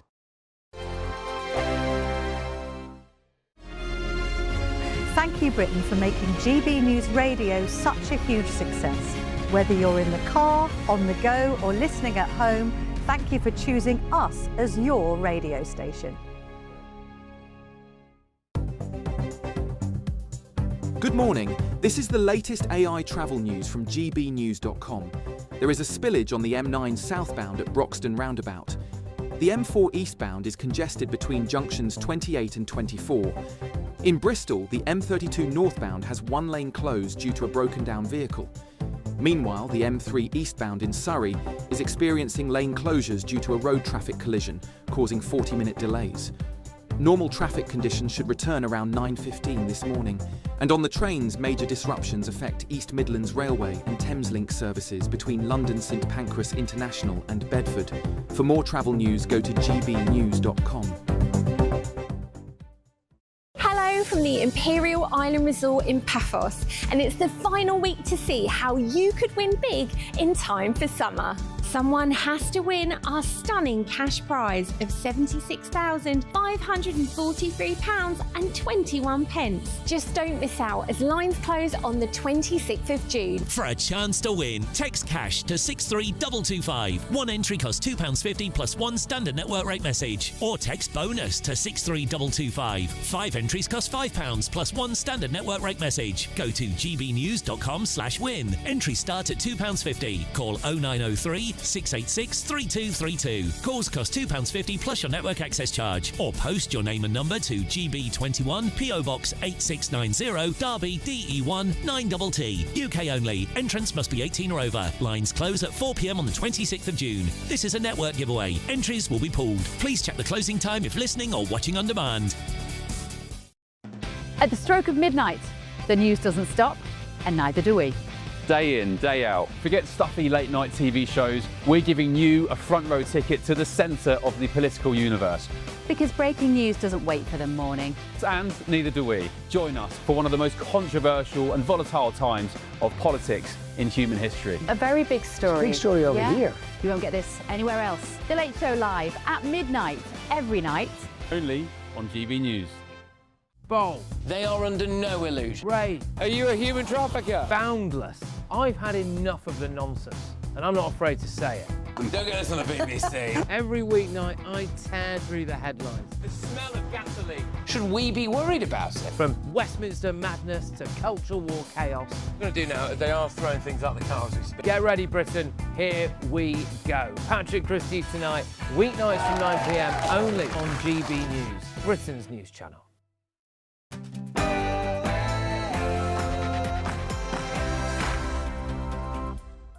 Good morning. Is Sir Keir Starmer going to lay out his timetable to resign today? Well, allies of the Prime Minister believe he's preparing to announce his resignation after support within the Cabinet has indeed collapsed. Well, it comes as newly elected Makerfield MP Andy Burnham arrives in Westminster later on this morning as rumours swirl of a Labour coronation. The Telegraph understands both Keir Starmer and Andy Burnham favour a summer handover, paving the way for Burnham to take the keys to number 10 just in time for Labour conference in September. Everything that I am seeing and hearing on Downing Street this morning tells me that this is happening. The Prime Minister is going to resign, set a timetable for when he will stand down. Andy Burnham, of course, is now, or will shortly be, on his way to Westminster, hoping and likely getting the Prime Minister's job. Shadow Chancellor Mel Stride warns an Andy Burnham premiership could mean higher taxes and more welfare spending. Or could Mr Burnham be the man to turn Labour's fortunes around? We've been debating that this morning. And the heat is on, not just in Westminster, but across the country, as Britain is braced for temperatures of up to 38 degrees. As forecasters warn, this week could be the hottest June on record. A heatwave is on its way. Temperatures are rising as we go through the week. It's going to be feeling hot and humid. I'll have all of the details coming up. And sport, well, in the World Cup, Cape Verde could now qualify for the knockout stage after getting a draw against Uruguay, while Spain put 4 past Saudi Arabia, and it's England versus Ghana tomorrow night. Ben Stokes will return as England captain for the final test against New Zealand next week, and a tearful Keely Hodgkinson pulls out the UK Championship at the last minute.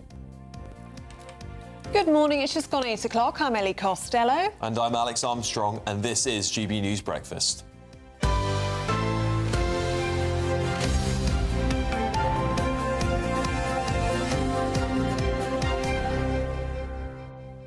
Good morning. Is Sir Keir Starmer's premiership on the brink? Well, Labour, and indeed the country, is now bracing for a change right at the top of Downing Street, with Starmer's allies expecting him to announce his resignation as early as today, after support within the cabinet has collapsed over the weekend. Party insiders now expect Andy Burnham to succeed him, with the former Greater Manchester Mayor arriving in Westminster later on this morning to begin planning his next steps. Now, the Telegraph and indeed vast array of the press here believe that both men favour a summer transition, allowing Burnham time to build his team and his manifesto, indeed, before taking the keys for number 10.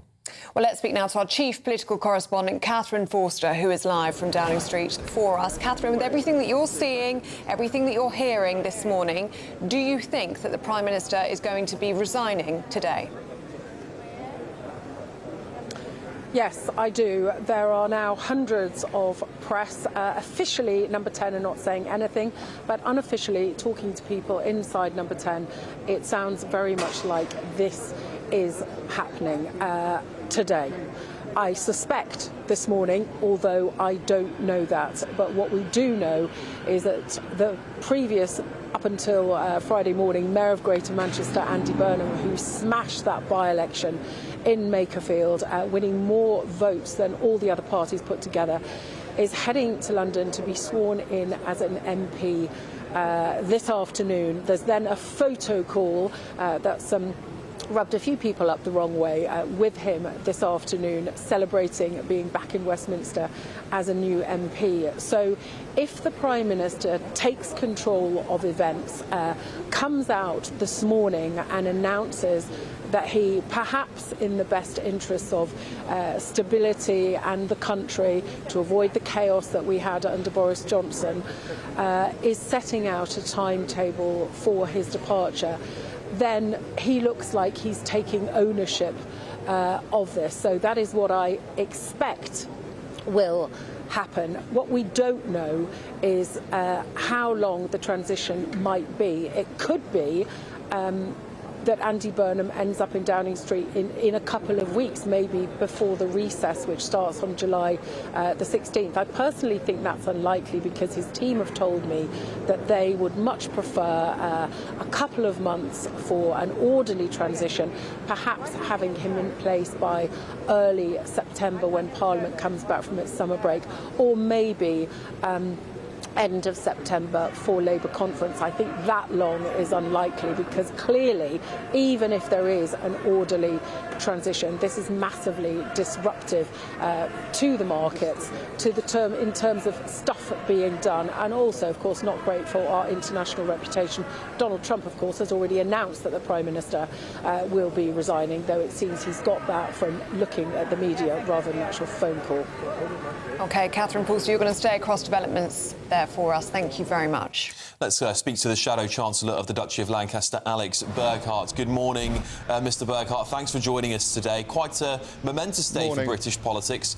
You've been here before, haven't you? What will... does it all feel a little bit familiar to you, perhaps?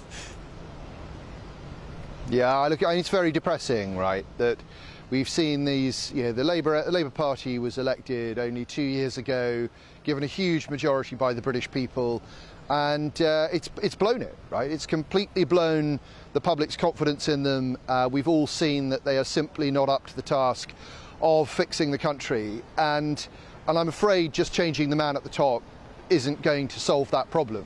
The problem is with the Labour Party. The problem is with the Labour MPs who don't understand that you can't constantly put up tax and put up welfare and expect to get jobs and growth. And so I'm afraid whoever takes over at the end of this mess, we're going to have more of the same. All eyes are on Downing Street, though, aren't they? We are expecting the Prime Minister to resign today, or at least lay out a timetable for his resignation. Would you welcome that move? Is it the right thing to do for Sir Keir Starmer to stand down? Yeah, look, as you've heard me say on your show a number of times over the past few months, Prime Minister should have gone a while ago. Prime Minister lost his authority months ago. He hasn't got an agenda, he hasn't got a plan, he doesn't really know what he's doing, he doesn't really know what he believes in. He should have gone some time ago. I'm glad he's going now, but I'm sorry to say that looking at the people who might take over from him, I don't think things are going to get any better. We need to have a strong leader who understands that you've got to get welfare spending down, so that you can get the national debt down, so that you can get taxes down, so that we can get jobs and growth and enterprise. And I think only Kemi Badenoch really understands that and gets it. But we're going to have another Labour Prime Minister in the next few months, I should think. Talking of Kemi Badenoch, she was on the front page of the Mail the other day saying that she wouldn't do a deal with Nigel Farage. Andy Burnham clearly has successfully united the left, particularly in the case of Makerfield, where he managed to unite the Lib Dems underneath him, even indeed the Greens. Would you really condemn the country to a left-wing coalition of chaos in order just to keep Nigel Farage out of Downing Street? I don't think that Andy Burnham has united the left. I was down in Hove in Sussex just before the weekend. The Greens are very, very strong there. The left isn't united, and actually the Labour Party isn't united either. There are a lot of people within the Parliamentary Party who don't want Andy Burnham, right? So there are huge divides within the left and within the Labour Party. And as where Kemi's coming from is that, look, Nigel Farage has talked a good game on some things, but he's failed to come up with a clear policy on welfare reform, which is absolutely essential. It seems like he wants to spend more on welfare most of the time. He doesn't have an economic policy, he doesn't have a defence policy, he doesn't have a foreign policy, and he's got, I'm afraid, a massive scandal hanging over him, this £5 million that he can't account for, that was given to him in very suspicious circumstances. And I don't think that's the style of politics that the country deserves. I think that we need good, clear, honest, decent politics, and Kemi Badenoch could provide that. What do you make of Andy Burnham? Would he make a good Prime Minister? There are rumours swirling in Westminster this morning that there would be a coronation. Would you welcome that? I think the Labour Party's stuck between a rock and a hard place, right? If they, the markets would like certainty, like us to know who the Prime Minister is and what their agenda is. The problem is that Andy Burnham doesn't really know what his agenda is. He hasn't set out what he would do if he was Prime Minister in any clear terms at all. And that means there really ought to be some sort of contest so that Burnham can set out, and other potential candidates can set out what they actually want to do so that the Labour Party can make an informed choice. That said, I don't have any confidence in the Labour Party's ability to make a decent choice, so I think it will end in disaster one way or another. Talking of economics, there's a lot of now discussion about who will be in Andy Burnham's cabinet. Figures including Wes Streeting are being, sort of touted as Chancellor, but indeed also Ed Miliband. Do you have a preference at all, Alex, as to who you might prefer as the Chancellor? Yeah, I mean that's like asking me which type of Chinese burn I prefer. I mean I think the truth is that none of these people have any economic experience at all. None of them's ever run a business. None of them have ever worked in industry, and consequently you have Ed Miliband putting up the country's energy prices, causing businesses to close, causing people to lose their jobs. And we should be getting energy, should be getting oil and gas out of the North Sea and getting people's electricity down, as Claire Coutinho and Kemi have proposed. And you've got Wes Streeting, who took over the Department of Health. And what have we seen in the Department of Health? Strike after strike after strike. It just doesn't inspire anyone with confidence. I think that we need proper tough leadership, people who understand the economy, and that should be Kemi. Would you like to see a general election then if Andy Burnham becomes Prime Minister? Well, I'm afraid I don't think we're going to get a general election. I think that they will. The turkeys don't vote for Christmas. And, would you like one though? These people will cling up. I really want to get rid of this government. I really want to get rid of this government. I really want to get rid of the Labour Party in power. It's been a disaster, but I don't think we're going to have that opportunity. All right. Alex Burkhart, thank you very much for joining us on this very important morning in British politics. It wasn't for GB. But yeah, it's like these things can sort of slip people. Former political advisor Oscar Redrop. Good morning, you two. Morning. How are you feeling today, Ian? Do you feel sad? Do you feel sad that Keir Starmer's going, or are you, delighted that perhaps Burnham's coming in? I think it's the start of a new chapter, and I think this is a really exciting chapter. When I was in Makerfield last week, the buzz, the energy, the positivity was really, you could taste it.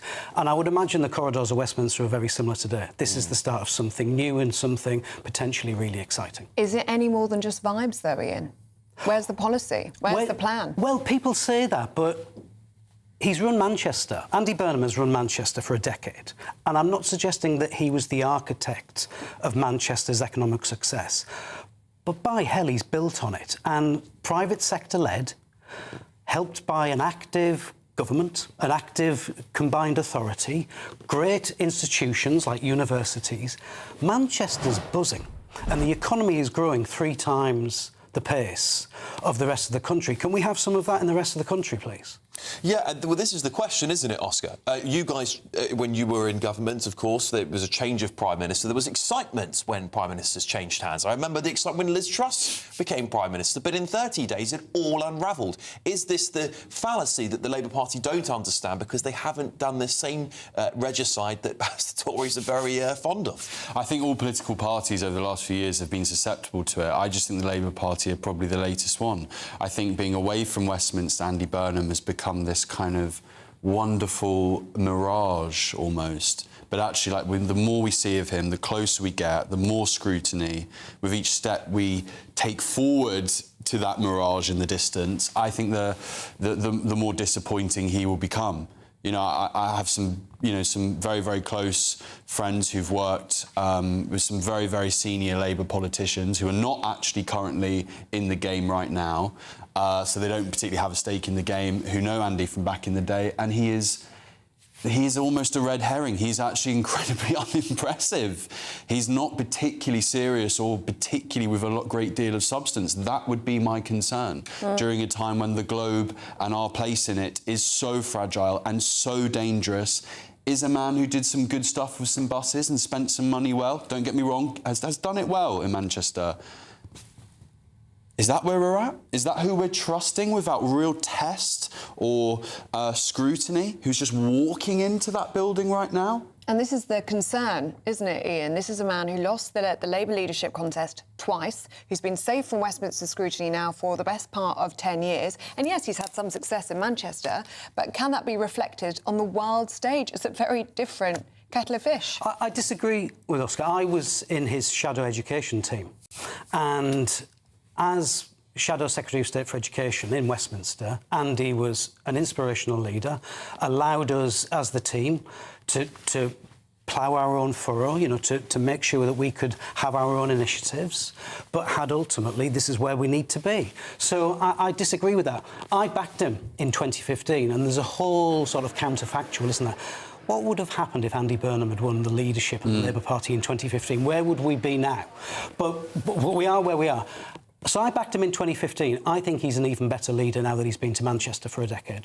This is really interesting, Oscar. Some polling by JLL Partners suggests that if Keir Starmer stays, Nigel Farage is the odds-on winner of a general election. But if Andy Burnham becomes Prime Minister, 31% think he would triumph at the next election, over 29% thinking Mr Farage would. That also, on my show on the weekend, I had a pollster on about 9:30 who said a very similar thing, that the polls shift dramatically as Andy Burnham becomes Prime Minister. Well, look, in terms of the policy that we slightly touched on there and where that looks with Andy Burnham, that scares me, personally. That's just my politics, so we'll never agree on that. Communication style, however, I would absolutely concede Andy Burnham is an infinitely better communicator than we have with Keir Starmer. And from a communication standpoint and how he connects with people, right?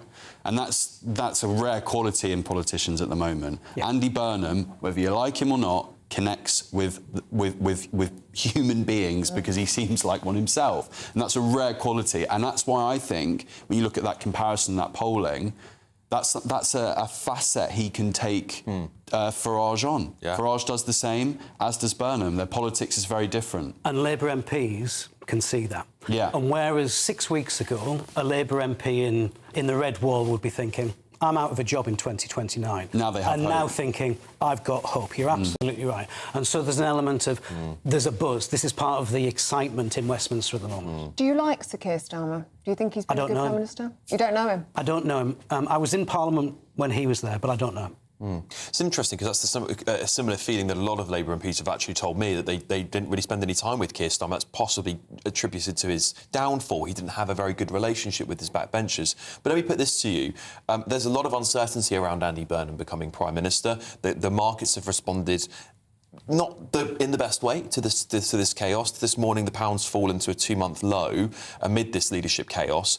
Do you think the British public will overall look back on this fondly, the same way that they might look back perhaps on the Rishi Sunak being crowned, the Liz Truss situation, and go, actually, do you know what? It doesn't matter who you put in now. We've lost trust in you. I don't know in that regard. I think the markets just don't like uncertainty. And so once maybe the Prime Minister comes out onto the steps of Downing Street and announces it today, and there's a clear timetable, you might see the markets start to feel a bit more confident. In terms of the performance of Keir Starmer's government, I think there's been a number of huge missteps and mistakes. Going in the first place, when they knew, the Labour Party knew from about 2022 they'd form the next government with no plan for government. I mean, let's be honest, that is unforgivable. Things like winter fuel allowance, things like tax on jobs, national insurance contributions, these are big missteps that the people of our country are feeling. Yeah. Indeed. Well, thank you so much for joining us this yeah. morning, Ian right there and Oscar Redrop. Of course, we're going to be bringing you so much more because we're obviously waiting now to see what is going on in Downing Street, whether that lectern is indeed going to appear anytime soon. So stay with us because this situation could change at any moment in time, couldn't it? Yeah, we're going to bring you all of the developments as we have them here on GB News Breakfast, so do stay with us. In the meantime, it's going to be lovely and hot today, isn't it? It's going to be very hot. And all of this week as well. Let's get the details with Catherine Chalk.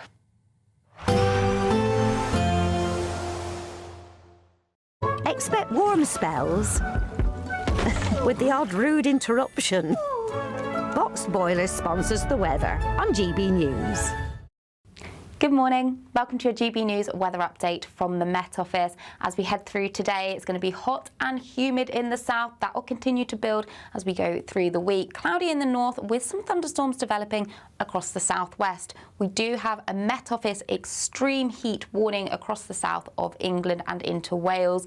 But across Northern Ireland and Scotland, cloudy and damp here with outbreaks of rain spreading their way northwards. To the south, a good deal of sunshine, but across the southwest, that's where we'll see some thunderstorms just pushing their way northwards. So some rumbles of thunder, flashes of lightning and some hail. Temperatures up to 32, possibly 33 or 34 degrees in the south.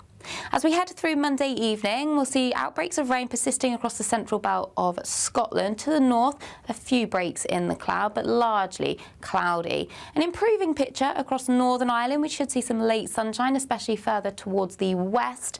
And then across Wales and the southwest of England, that's where we'll still need to cater for some thunderstorms. So some flashes of lightning pushing through and some gusty winds, drier to the far east.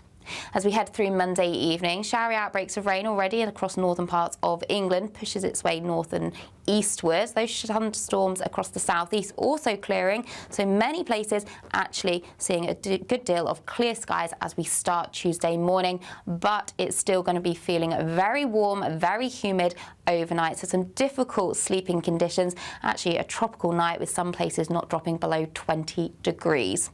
High pressure firmly in charge on Tuesday. There'll be perhaps a few showers towards the far southeast, but for most, plenty of blue sky. Cloudy across Orkney and Shetland, just with some outbreaks of rain here. But again, those temperatures will be rising as well, and we could see highs of up to 37 degrees. So do take care and keep an eye on the forecast. Bye-bye. Expect warm spells with the odd rude interruption. Boxed Boilers sponsors the weather on GB News. All right, still to come. Yeah, we're going to be speaking to Keir Starmer's former political director ahead of his reported resignation later on today. These are live shots of Downing Street. It is packed with press, not just British press. International media is gathering for what they think is a resignation speech later on this morning. Any developments we will bring to you here on GB News Breakfast.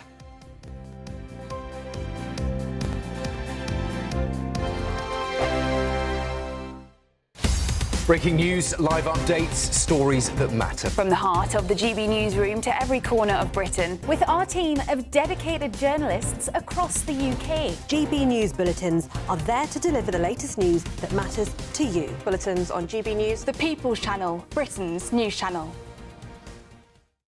Exciting news. Every Friday, my Patrick Christie's Tonight Show is going to have a twist to it. We're welcoming some special guests. You.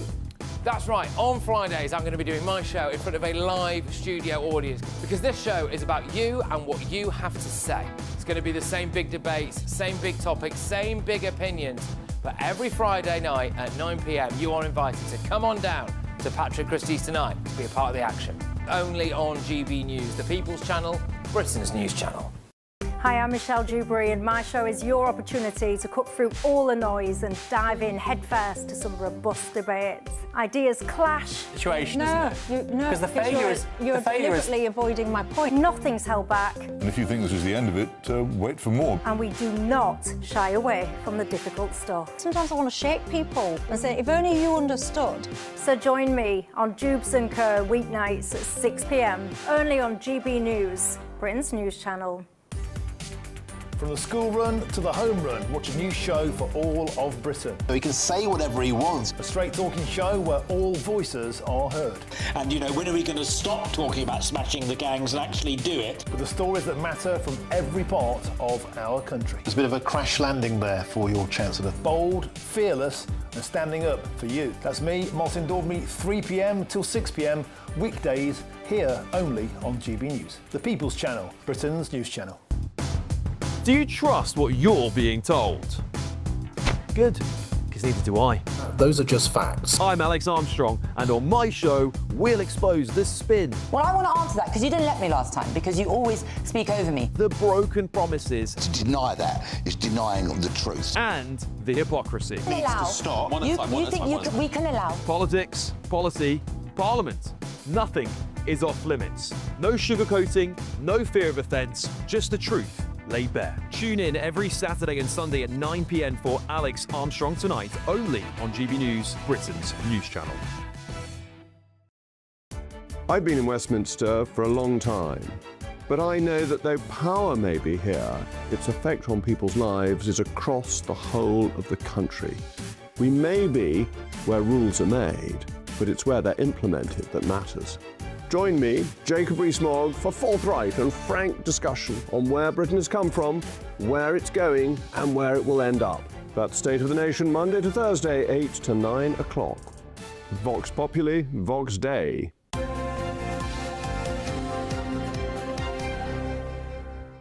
Well, is it game over for Sir Keir Starmer? The PM is expected to appear outside 10 Downing Street later on today to announce his resignation after a collapse in support from his cabinet over the weekend. Well, of course, this all follows Andy Burnham's historic victory in the Makerfield by-election last week, enabling the Greater Manchester Mayor to formally challenge the Prime Minister in a leadership contest. However, according to The Telegraph, the Prime Minister will not seek to fight for his position, and instead he's going to lay out a resignation timetable, allowing Mr Burnham time to prepare to take the keys to number 10 by September after the Labour Party conference. Interesting. Let's speak to former political director to Sir Keir Starmer, Luke Sullivan. Luke, thank you so much for joining us this morning. Now, look, I think we're all prepared now. I think the certainty is almost baked in that the Prime Minister is going to resign today. When do you think he's going to pull the trigger? Do you think he's going to try and scupper Andy Burnham's spotlight at around 2 in the afternoon, or is he going to go earlier on today?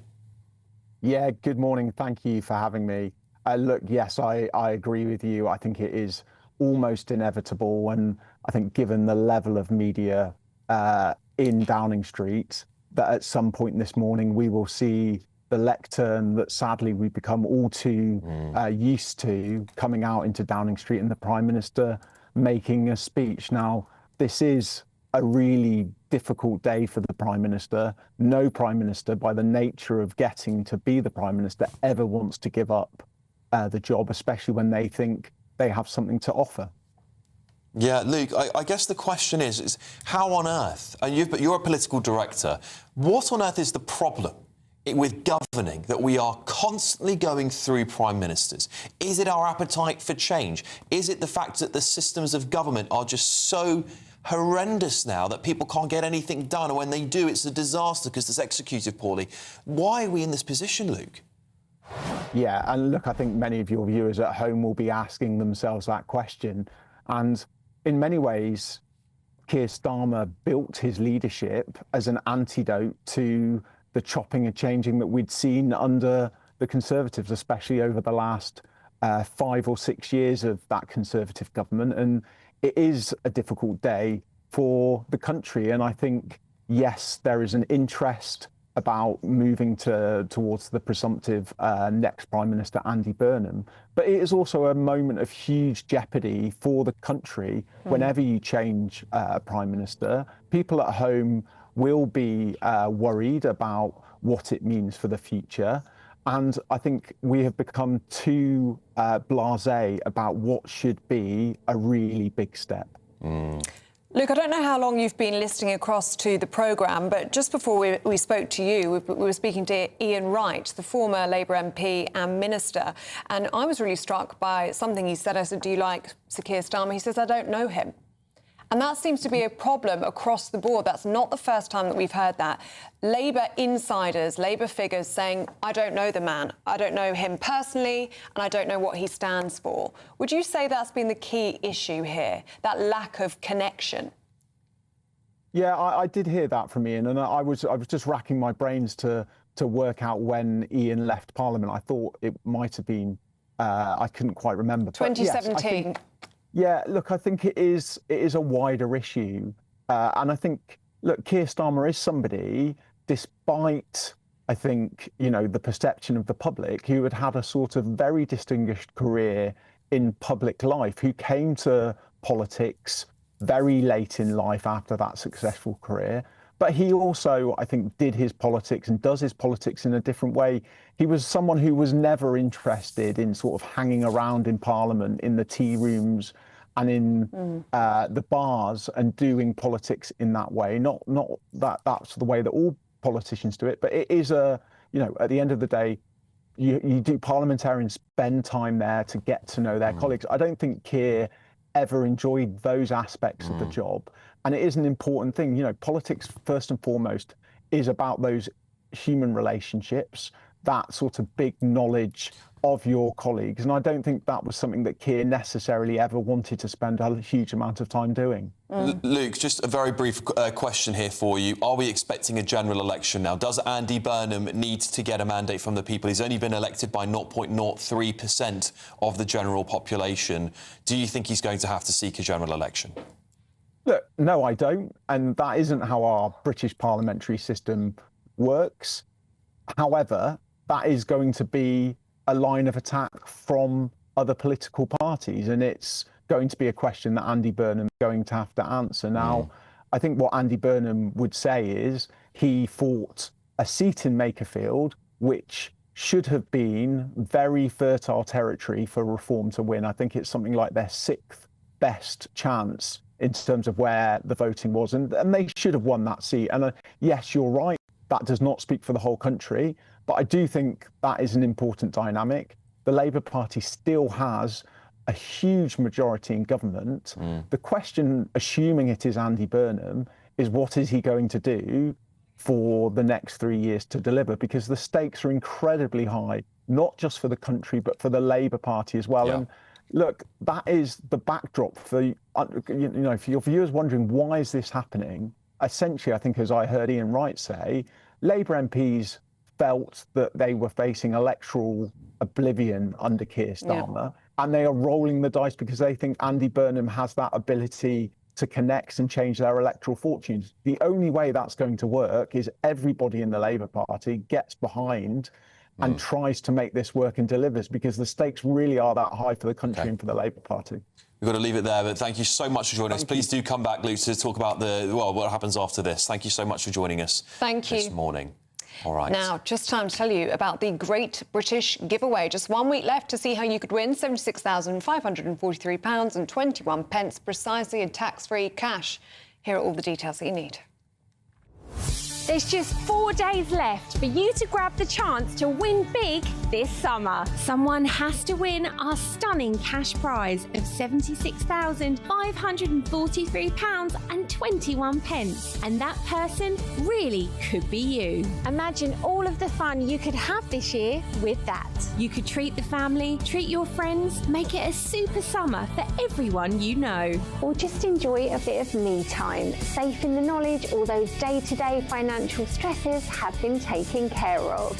£76,543.21 in totally tax-free cash could be yours in time for summer. Make sure you don't miss out, as lines close at 4 p.m. on Friday. For a chance to win, text cash to 63225. One entry costs £2.50 plus one standard network rate message. Or text bonus to 63225. 5 entries cost £5 plus one standard network rate message. Go to gbnews.com/win. Entry start at £2.50. Call 0903 686 3232. Calls cost £2.50 plus your network access charge. Or post your name and number to GB21 PO Box 8690 Derby DE1 9TT. UK only. Entrance must be 18 or over. Lines close at 4 p.m. on the 26th of June. This is a network giveaway. Entries will be pooled. Please check the closing time if listening or watching on demand. Good luck. Right, if you're on the move this morning, don't forget you can stay with us on digital and radio. Good morning, this is the latest AI travel news from gbnews.com. The M90 southbound at Broxton roundabout is restricted due to a broken down vehicle causing delays. Meanwhile, congestion continues on the M40 northbound in Warwickshire between junction 15 and junction 16, with delays of up to 40 minutes expected to clear between 8:30 and 8:45 this morning. Drivers on the M3 eastbound in Surrey between junction 4A and junction 3 face heavy traffic with delays lasting up to 1 hour, also expected to ease around 8:30 to 8:45 this morning. And on the trains, there is major disruption on East Midlands Railway and Thameslink services between London St Pancras International and Bedford. For more travel news, go to gbnews.com.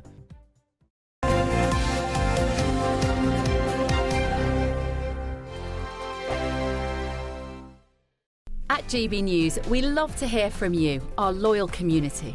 So drop us a line at gbnews.com/yoursay. There you can talk to each other and also to the presenters live on air. gbnews.com/yoursay, because GB News is your channel, Britain's news channel. Bold. They are under no illusion. Ray, are you a human trafficker? Boundless. I've had enough of the nonsense, and I'm not afraid to say it. Don't get this on the BBC. Every weeknight, I tear through the headlines. The smell of gasoline. Should we be worried about it? From Westminster madness to cultural war chaos. I'm going to do now, they are throwing things up the car as we speak. Get ready, Britain. Here we go. Patrick Christie tonight, weeknights from 9 p.m, only on GB News, Britain's news channel. Join me, Nana Okoye, for an informative, interactive news programme with a difference. It's fun. No, he didn't say that, Dave. I'm so surprised. I think there's an element of truth to that. Join me from 3 p.m. every weekend, only on GB News, Britain's news channel. Welcome to Free Speech Nation with me, Josh Howard. This is the show where each week we see what's happening in the world of culture, current affairs and politics. First we'll say, welcome to the UK. And we're not afraid to use our free speech so that you can use yours. It's not controversial in the slightest to anyone who hasn't lost their mind. Free Speech Nation, Sunday nights at 7 p.m, only on GB News, the People's Channel, Britain's news channel. You want to know what's really going on in the corridors of power? Labour don't know what to do with you half the time, and that makes you quite lethal in the chamber. Get behind the headlines with Chopper's Political Podcast. Join me, Christopher Hope, as I sit down with the great and the good of British politics. We'll see where this ruling takes us. These are the stories shaping our nation. Chopper's Political Podcast, available now on all platforms. Listen in and stay ahead. As soon as it hits 11 and the headlines come in, The Late Edition brings you the breaking news from all the front pages. because the news is going to happen. So get a head start today. Patrick Christie's Tonight, Late Edition. Alex Armstrong Tonight, Late Edition. From 11 o'clock every night. Only on GB News, the People's Channel, Britain's news channel. Hi, I'm Michelle Dewberry, and my show is your opportunity to cut through all the noise and dive in headfirst to some robust debates. Ideas clash. Situation, No, isn't it? no, Because the failure is... You're the failure is... deliberately avoiding my point. Nothing's held back, And if you think this is the end of it, wait for more. and we do not shy away from the difficult stuff. Sometimes I want to shake people and say, if only you understood. So join me on Jubes & Co. weeknights at 6 p.m, only on GB News, Britain's news channel.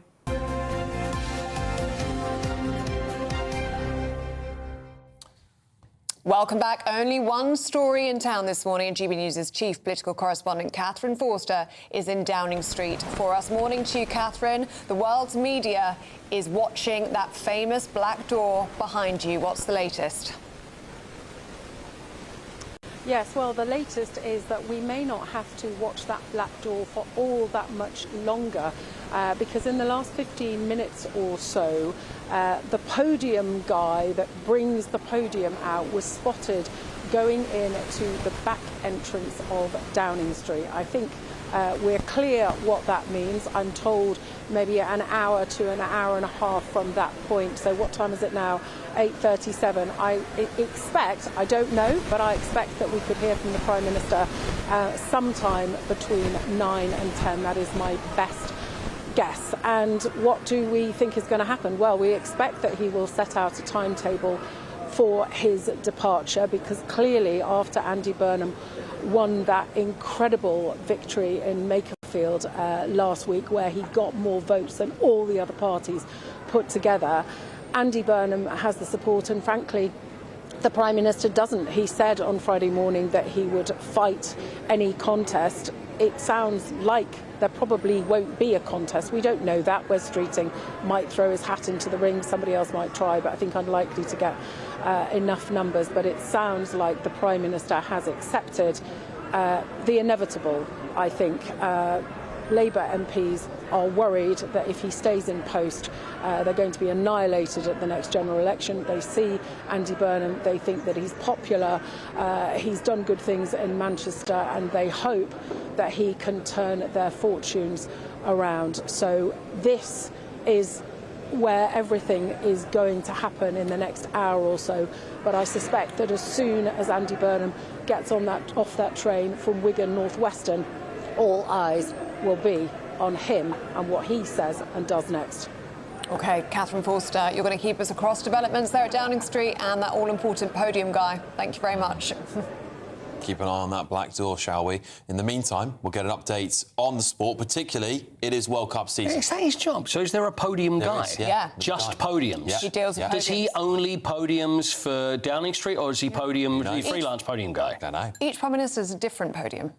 Right. So he must have a real collection. That's amazing. So they see the guy, and it's like, here he comes. Here he comes. Wow. Yeah.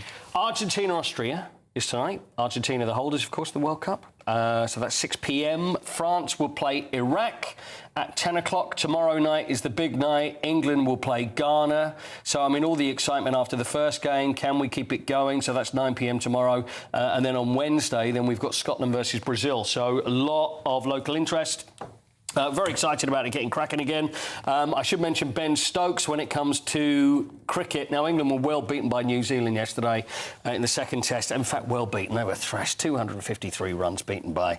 But Ben Stokes will now return as the captain back again after the What should we say? Argy-bargy, a little bit of trouble that happened in that nightclub. No blame should be attached to the players for violent conduct at the nightclub, and that Atkinson was the victim of unprovoked attacks. This is what the ECB have said, but they both breached contractual obligations, which is breaking the 12 midnight curfew. So that's where the problem lies, but it looks like it's going to be brushed under the carpet, and they're going to be back and hopefully do better at Trent Bridge next week when England play New Zealand. And I've got one more for you. I really like this. Mexicans, there's so many fans. It doesn't seem to have been any trouble at the World Cup we've seen. Everybody's having a lovely time. The Mexican fans. Now, hopefully we've got this here.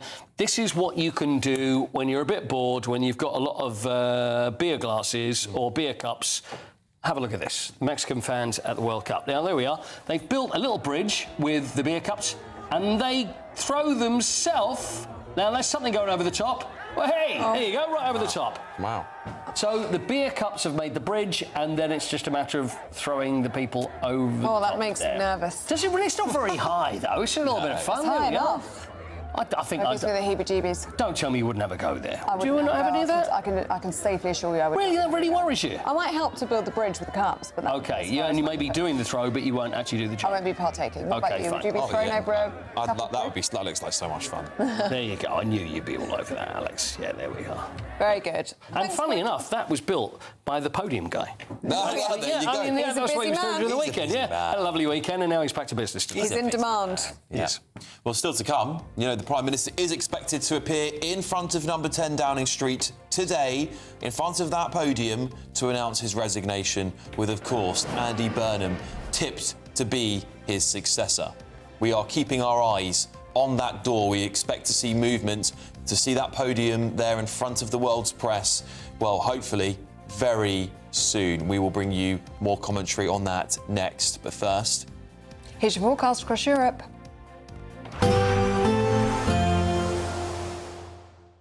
Dinner under the stars tonight? That reminds me of our travel insurance. You mean all clear skies? All Clear Travel Insurance sponsors GB News Travel Destinations forecast. Hello.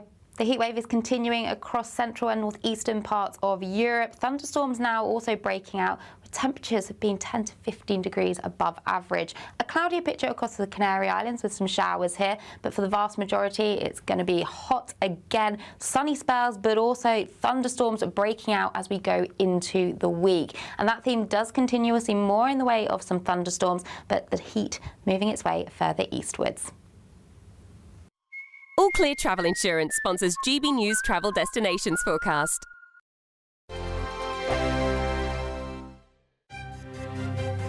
GB News Breakfast, every day from 6 a.m. But there's a huge amount of psychological evidence. There's lots of theories about when people make decisions and follow them with actions, their behaviour becomes consistent with the choice they made. So if you get married, you're more likely to see each other with rose-tinted spectacles, that kind of thing. The signal value of marriage is absolutely huge. I was talking to a young couple who are newly engaged just the other day, and they said it was amazing how it actually changed the way that they felt about their relationship. So it does provide extra security, and doing it in front of your friends makes a huge difference as well. It holds you to account. So there's a huge psychology behind the act of marriage. So it would be weird if there wasn't any effect at all. I found that your family background, so your age, your education, income, affects about half of your chance of staying together. GB News, the People's Channel. This is GB News, Britain's news channel. The art world has lost its darling, probably the most respected, celebrated, influential artist of the 20th and 21st century. And as you say, you know, career spanning 7 decades, whether you're looking at his portraits or his Californian swimming pools or his spectacular Yorkshire landscapes, he made art for the people.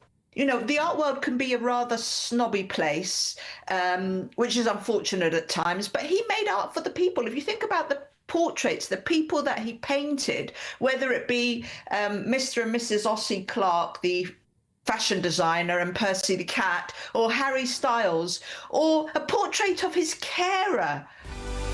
GB News, the People's Channel. This is GB News, Britain's news channel.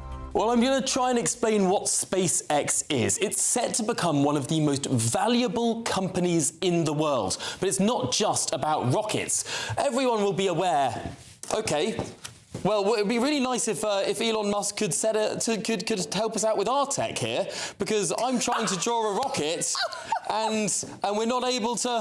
What is going on? I'm so sorry, ladies and gentlemen. I'm afraid our very own.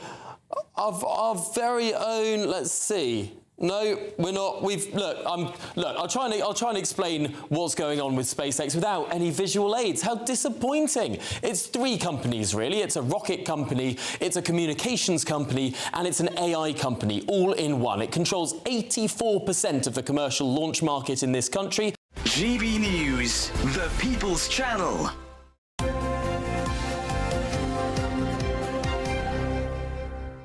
Just debating whether it's a podium or a lectern. I think we've established it's a lectern. It's a lectern. But, I mean, who cares, right? We just want to see it out. Anyway, the lectern guy, the podium guy, whatever you like to call it, he's gone in the back door of Downing Street, which Catherine Forster is saying means we're about an hour off a potential resignation speech. Maybe sooner. Maybe sooner. Who knows? Apparently it takes a while to get these things together in terms of tech and microphones, and who knew that it would take so long to get a podium out? Well, thank God the Conservatives put in that big conference room in Downing Street that cost millions of pounds that was never used. Well, it was used a few times. It's just not. It's used now by the PM. He used it, doesn't he? Just they rebranded it all, didn't they? Yeah, they did.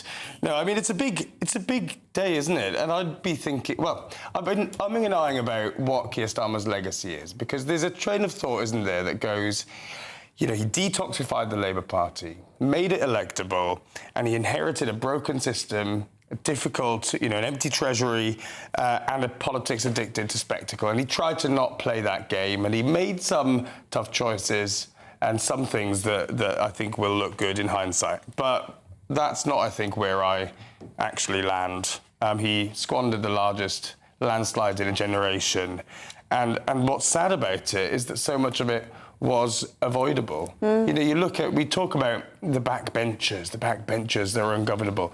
Actually, I don't think that's fair, because what happened is in July, when the Welfare Rebellion happened, it was at that period when, frankly, Number 10 wasn't. It wasn't a proper operation. They were a command and control fear operation that had began at that point to U-turn on many different things. They U-turned on winter fuel in May. They U-turned on grooming gangs in June. And that's the context where you had the backbenchers deciding, enough is enough. And so, this was avoidable. That's the saddest thing. Do you think, Karen, this is going to be some for the country, just more chaos? We've seen the pound falling against a 4-month low today. We don't know who the Chancellor is going to be. I think everyone expects Rachel Reeves will be on the back benches after this, at least. Again, just more political chaos. Yeah, I think so. Do you know what I worry? I worry that people are just going to start becoming very cynical, very weary. They're just not going to trust politics anymore. They're not going to trust politicians, because I kind of see it very differently. I don't think Keir Starmer did detoxify the Labour Party. I think in many ways people began to dislike the Labour Party even more. I think he became Prime Minister because there was a very strong anti-Conservative vote. I don't think people are really very invested in politics anymore. I feel like there's a real sour atmosphere in the country, and people say things which it's so sad to hear it. They say they're all as bad as each other. And that means people are giving up on politics. Because I don't think they feel politics represents them, that the state doesn't represent them. It doesn't enact their wishes. They don't have the same values as ordinary people. And do you think Andy Burnham does have the same values as ordinary people? I don't. I think in these political parties, unfortunately, you get people who are in these ideological echo chambers, very much so. And he has spent his life as a politician in those echo chambers. And so I think that a lot of what he believes, I don't know if the general public believe. What do you think Andy Burnham needs to learn from Keir Starmer? I think what Andy Burnham needs to do now is tell the country what he's about, tell the country what he's going to do, and then deliver on that agenda. So like it or lump it, people deserve the certainty, but they also crave it. They want somebody who has principles, who has a vision for how to get out of this economic malaise, this broken system. Keir Starmer, one of the reasons he became a vessel for all of the things that went wrong in his premiership was that people didn't feel that certainty, that confidence and that vision, and an argument being made, right? We can disagree on things, but at least make an argument. Keir Starmer didn't do that. Well, if he's making an argument, you can imagine it's not going to be the same as the 2024 manifesto. That would not be an Andy Burnham manifesto, would it? Does he need to go to the country? Does he need to seek his own mandate? Because there is going to be a massive question of legitimacy. I understand that argument. I personally feel that the public will forgive him for if he makes that case and makes that argument, as I just said, because we elect our MPs, the MPs overwhelmingly support Andy Burnham, and I think people will be sort of, in no small part, relieved that Keir Starmer's gone, that actually has a bit of grace from the country. That doesn't mean he needs to go to an election, not least also because the Tories have cycled through 4 without going to a general election. But let's see if he can keep this momentum. I think he might. I think he might. Candice, this is going to be put to the test in some way, because we haven't been talking about it much, we do have a Manchester mayoral election coming up in 30 days' time, well, less than that now, and this will be perhaps the first test even for Andy Burnham, as he will be, at least in some way, Prime Minister-elect. Yes, I think that watching the Manchester mayoral election is going to be so interesting to watch, because we can see where politics is going, because I think the Makerfield by-election sort of scrambled a lot of what we thought was happening in the country. And then when we move to the Manchester mayoral election, it will either confirm the trends that people are talking about or also scramble them, because I think in many ways politics just seems so volatile right now. And yes, whoever runs it in the Manchester by-election, will they be able to carry on Andy Burnham's legacy? Indeed. All right, well, look, we're keeping an eye on number 10 there. We're looking at waiting for that podium to come out, this lectern indeed, should we call it. Let's go over to Downing Street very shortly to Catherine Forster, who is there with us this morning to keep an eye on what's going on there. Yeah. Because we don't know when the Prime Minister's going to announce his resignation. We do now believe it's pretty much baked in that he's going to, but, you know, he could go out and say anything. We don't know if he's even going to resign. He might come out fighting. And who knows? We've heard from one source this morning suggesting that perhaps he might wait until later on this afternoon and try and scupper Andy Burnham's return to Westminster. Yes. So who knows? Anything could happen. But one thing is clear. Kai and Candice, thank you very much indeed. Thank you. There is one story in town, isn't there? So we're going to keep you across all of the developments at Downing Street. Catherine Forster, our chief correspondent, is there for us. And everything that you're hearing and everything that you're seeing, Catherine, do you think that a resignation speech could be imminent?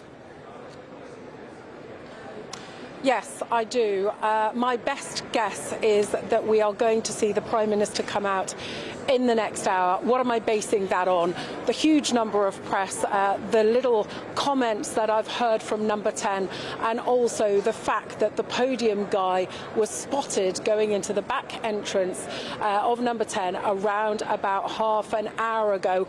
Also, it's very difficult to go to the loo when you're here. You have to be escorted by people from number 10.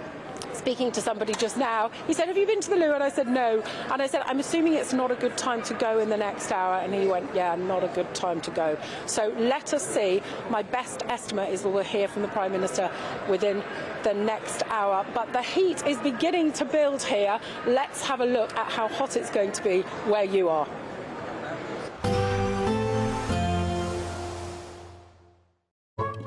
Today's outlook: cool, calm and completely horizontal. Boxed Aircon sponsors the weather on GB News. Good morning. Welcome to your GB News weather update from the Met Office. As we head through today, it's going to be hot and humid in the south. That will continue to build as we go through the week. Cloudy in the north with some thunderstorms developing across the southwest. We do have a Met Office extreme heat warning across the south of England and into Wales. But across Northern Ireland and Scotland, cloudy and damp here with outbreaks of rain spreading their way northwards. To the south, a good deal of sunshine, but across the southwest, that's where we'll see some thunderstorms just pushing their way northwards. So some rumbles of thunder, flashes of lightning and some hail. Temperatures up to 32, possibly 33 or 34 degrees in the south. As we head through Monday evening, we'll see outbreaks of rain persisting across the central belt of Scotland. To the north, a few breaks in the cloud, but largely cloudy. An improving picture across Northern Ireland. We should see some late sunshine, especially further towards the west. And then across Wales and the southwest of England, that's why we'll still need to cater for some thunderstorms. So some flashes of lightning pushing through and some gusty winds, drier to the far east. As we head through Monday evening, showery outbreaks of rain already across northern parts of England, pushes its way north and eastwards. Those thunderstorms across the southeast also clearing, so many places actually seeing a good deal of clear skies as we start Tuesday morning, but it's still going to be feeling very warm, very humid overnight, so some difficult sleeping conditions. Actually a tropical night with some places not dropping below 20 degrees. High pressure firmly in charge on Tuesday. There'll be perhaps a few showers towards the far southeast, but for most, plenty of blue sky. Cloudy across Orkney and Shetland, just with some outbreaks of rain here. But again, those temperatures will be rising as well, and we could see highs of up to 37 degrees. So do take care and keep an eye on the forecast. Bye-bye. Today's outlook: cool, calm and completely horizontal. Boxed Aircon sponsors the weather on GB News.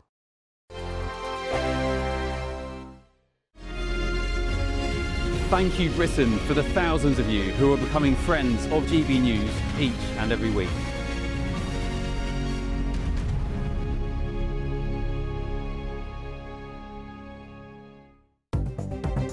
Good morning, this is the latest AI travel news from gbnews.com. On the M90 southbound at Broxton roundabout, a broken down vehicle is causing restrictions. On the M4 eastbound near Cardiff Gate Junction 30, congestion is reported on the off-slip. In Warwickshire, expect up to 50-minute delays on the M40 northbound between junctions 15 and 16. Normal traffic is expected by 9 this morning. In Greater London, a collision on the M4 eastbound at Junction 2 has closed one of 2 lanes. And on the trains, major disruptions on East Midlands Railway and Thameslink services between London St Pancras International and Bedford continue. For more travel news, go to gbnews.com. Hello from the Imperial Island Resort in Paphos, and it's the final week to see how you could win big in time for summer. Someone has to win our stunning cash prize of £76,543.21. Just don't miss out as lines close on the 26th of June. For a chance to win, text cash to 63225. One entry costs £2.50 plus one standard network rate message. Or text bonus to 63225. 5 entries cost £5 plus one standard network rate message. Go to gbnews.com/win. Entries start at £2.50. Call 0903 686 3232. Calls cost £2.50 plus your network access charge. Or post your name and number to GB21 PO Box 8690 Derby DE1 9TT. UK only. Entrance must be 18 or over. Lines close at 4 p.m. on the 26th of June. This is a network giveaway. Entries will be pulled. Please check the closing time if listening or watching on demand. From the school run to the home run, watch a new show for all of Britain. He can say whatever he wants. A straight talking show where all voices are heard.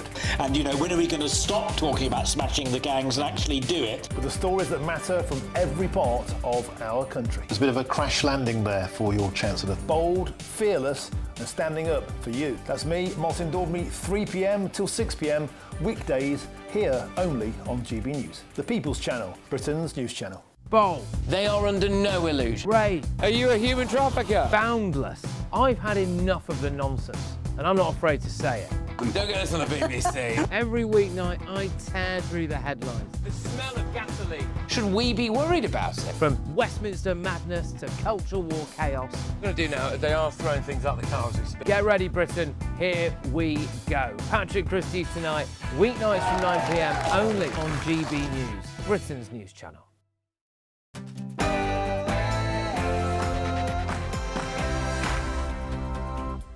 Good morning. A Prime Minister on the brink. Is Sir Keir Starmer going to lay out his timetable to resign today? Indeed. Allies of the Prime Minister believe he's preparing to announce his resignation after support within the Cabinet has indeed collapsed.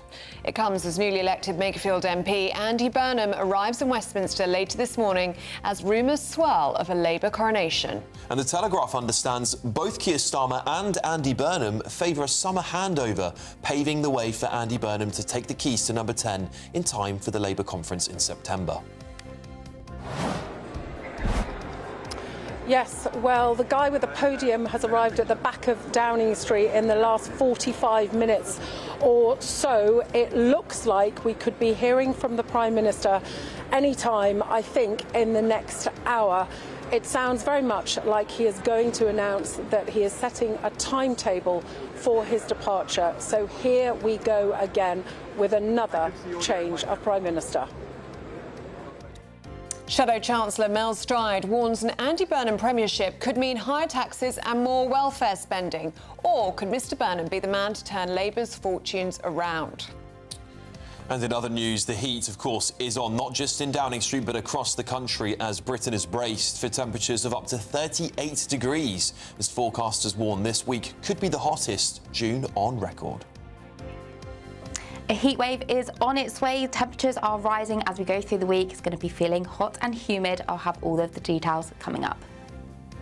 Good morning. It's just gone 9 o'clock. I'm Ellie Costello. And I'm Alex Armstrong, and this is GB News Breakfast.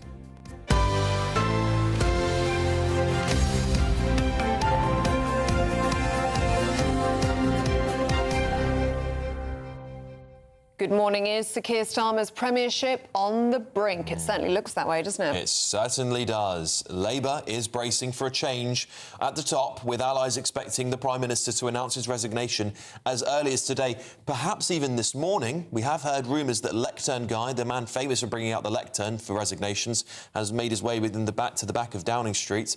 But this is, of course, all coming after support for the Prime Minister collapsed over the weekend. Well, party insiders now expect Andy Burnham to succeed him, with the former Greater Manchester Mayor arriving in Westminster later on today to begin planning his next steps. Yes, and the Telegraph understands both men favour a summer transition that allows Mr Burnham time to build his team, but also a manifesto, perhaps, before he takes the keys to number 10.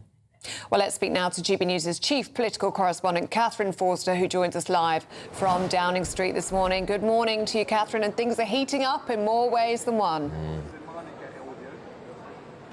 Yes, they really are. The sun is in the sky. It's already getting hot. I would say there's a couple of hundred press here. I can also tell you that the Chancellor, Rachel Reeves, has been out for a 25-minute jog before it gets hot. But the most interesting thing that has happened here is that the podium guy was spotted in the last 40 minutes or so going in to Downing Street via the back entrance. What this tells us is that all the speculation is true. I've had nods too from number 10.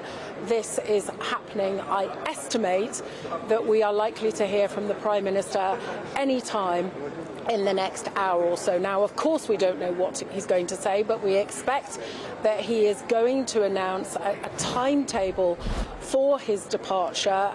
We don't know when that will be, but we expect, certainly Andy Burnham's allies have told me at the Makerfield by-election that what they would like is an orderly transition, perhaps with Andy Burnham taking up the role of Prime Minister in the end of the summer, so maybe the beginning of September. That's assuming that there isn't a contest. At the moment, we don't know. I don't think it's likely.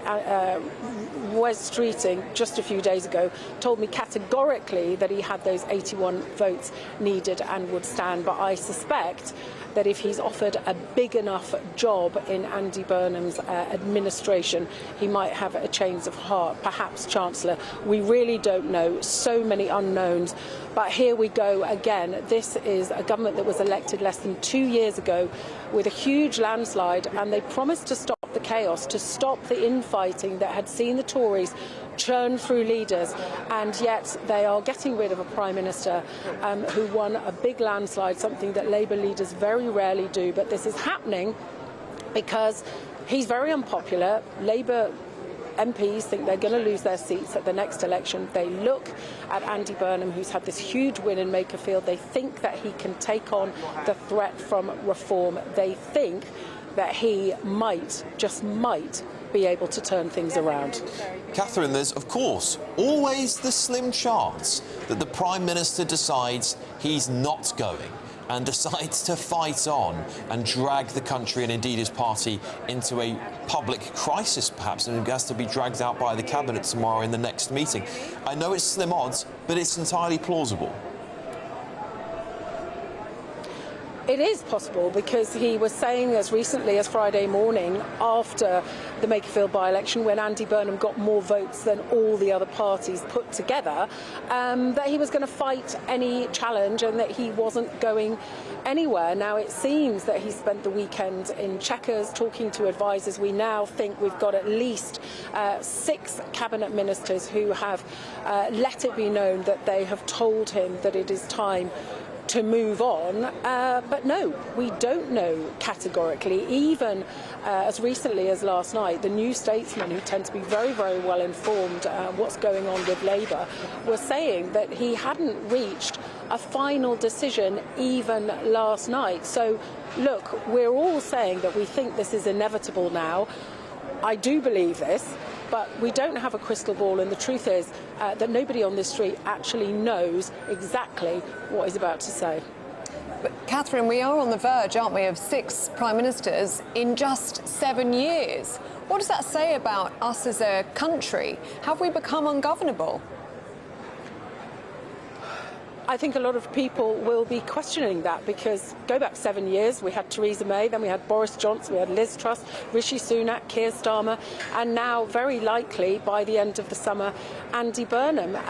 Instability is bad. It's bad for the markets. It's bad for our international standing. It's very bad, frankly, for getting things done. I thought it was interesting what Mike Tabb, who is a Home Office minister, said yesterday.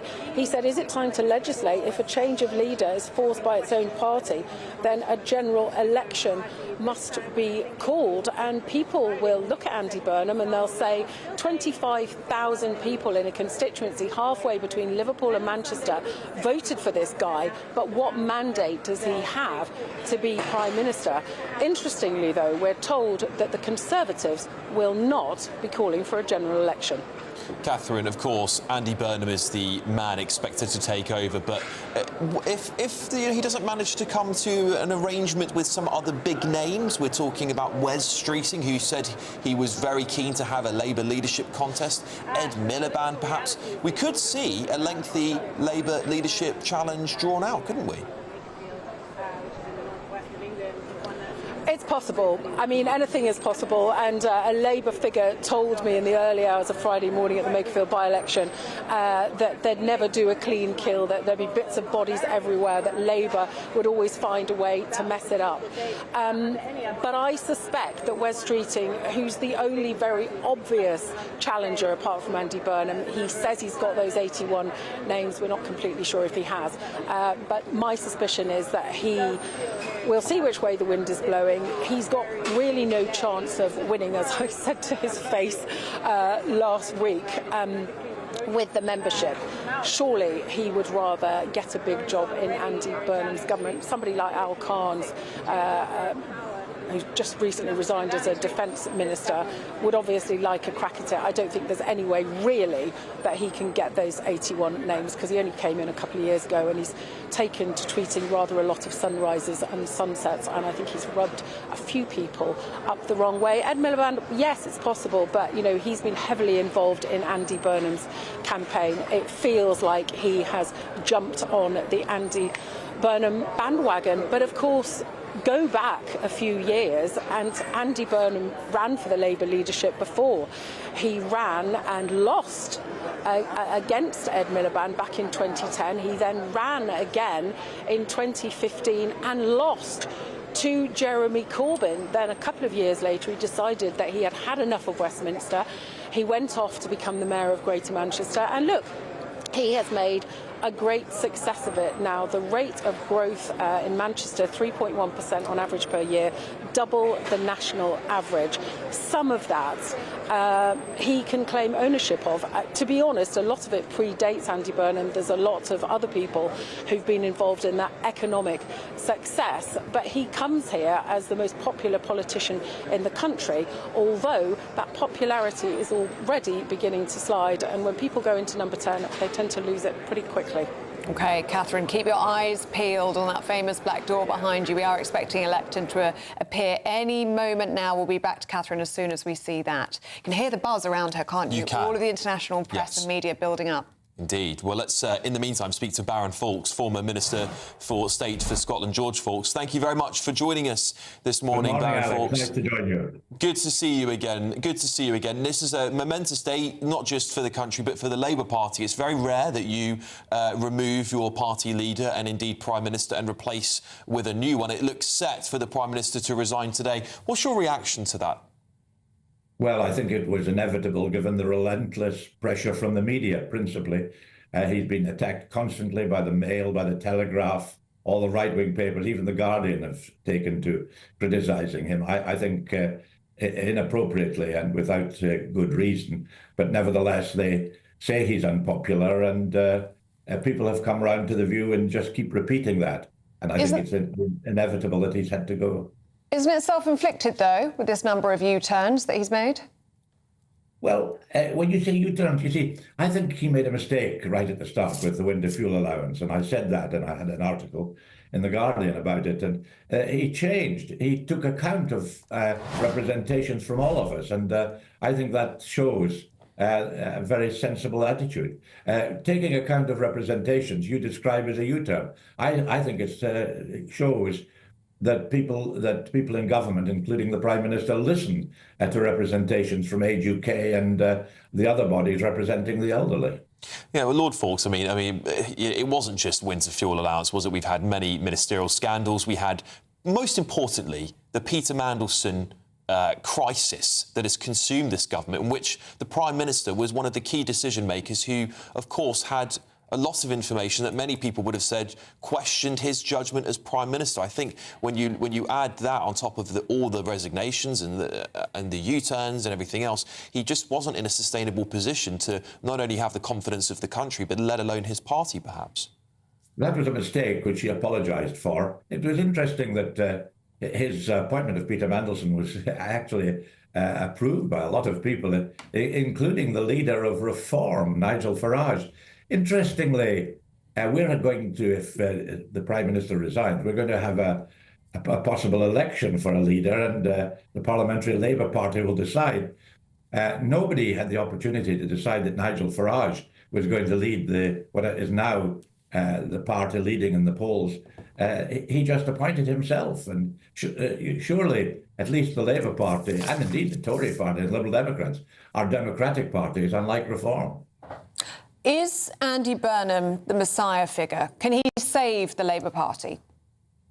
Well, I supported Andy Burnham in his first campaign, that was a few years ago, and chaired meetings for him in Scotland. And I think he is able, and I think he will be a good Prime Minister if he is chosen by the parliamentary party and gets the overwhelming support of the Parliamentary Labour Party. And whoever has the overwhelming support of the Labour MPs has the right to become Prime Minister. That's the parliamentary system that we have. And if that is Andy Burnham, then it's appropriate for the King to make that appointment. Lord Fawkes, Baron Fawkes, indeed, do you think we should have a general election off the back of this? I know successive Prime Ministers before have not done this. Gordon Brown famously came in, had a honeymoon period, and many people, including some of his former advisers, say that the biggest mistake they made was not calling a general election while the going was good. There's no need to call a general election under our constitution. No, no, indeed. The Labour Party has the majority in the House, a large majority in the House of Commons, and has the right to continue in government. But I know that Reform will be ready to call for a general election. That's what they've been working on, you know. They've been undermining Keir Starmer, trying to get rid of him so that they can then shout, let's have an election, because they know Reform is on the slide. Yeah, but do you not think that's a good time for Andy Burnham then? You know, while the right is in disarray, while the left might be uniting behind Andy Burnham, do you not think that's the appropriate and best time possible for Burnham to actually go to the country?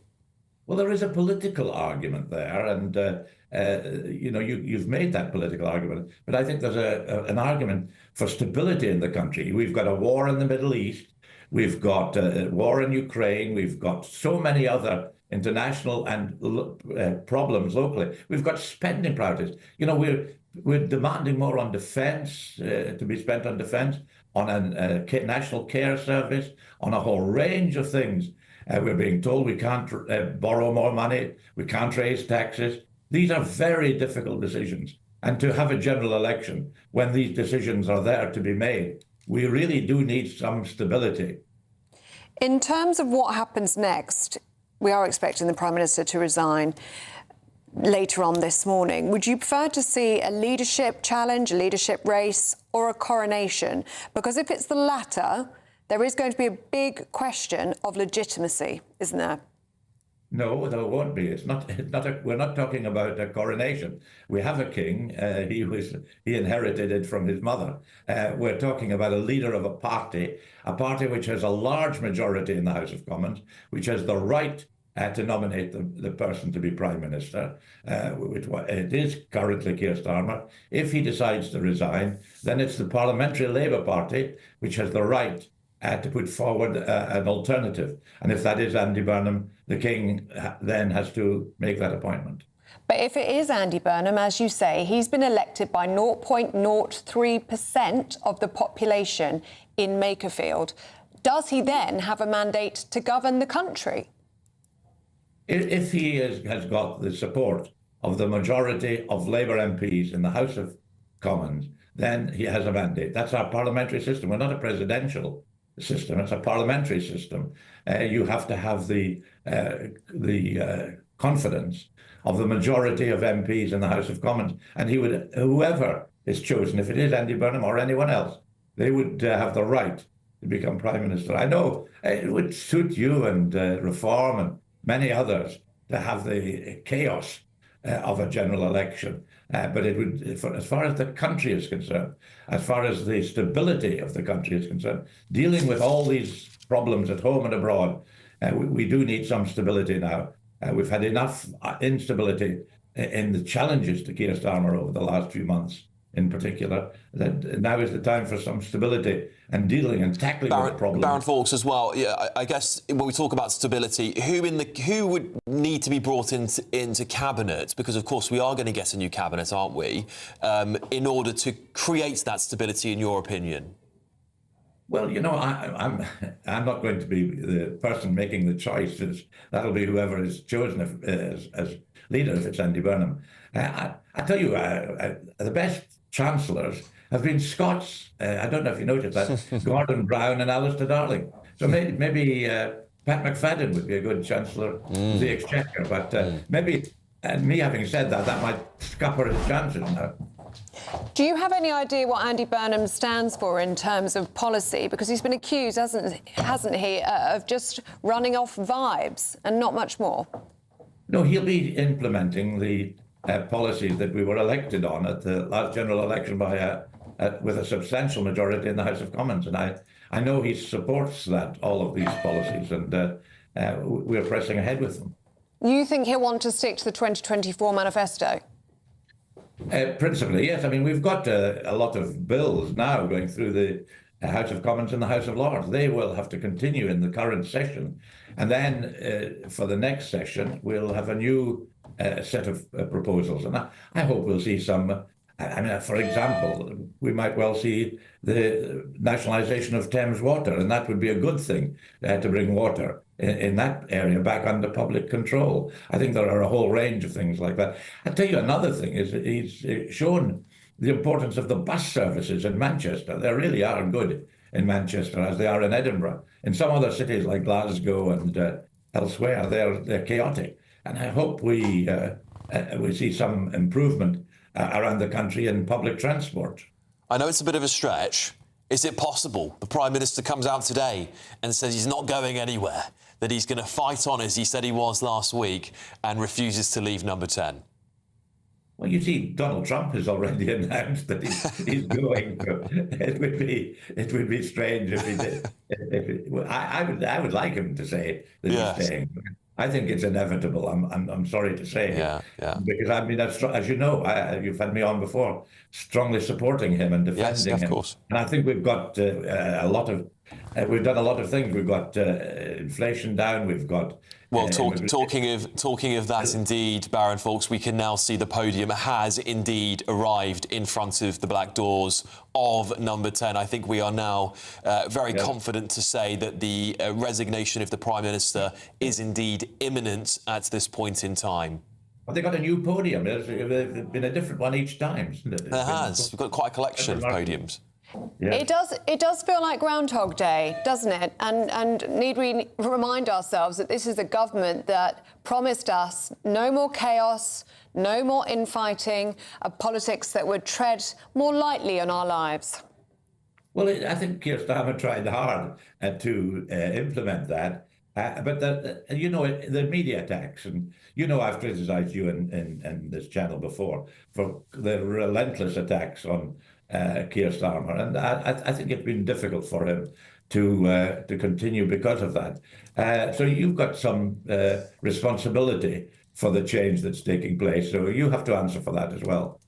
Yeah, indeed. What should we expect in the next few hours? What will happen? We know Andy Burnham is not yet officially an MP, is he? He's still got to be sworn in later on today. What should we expect to happen? How does government function? Well, I think the Prime Minister will indicate, I would expect it, that he is resigning with effect from a particular date, and he will continue as Prime Minister as the leader of the Labour Party. He'll resign at a particular date.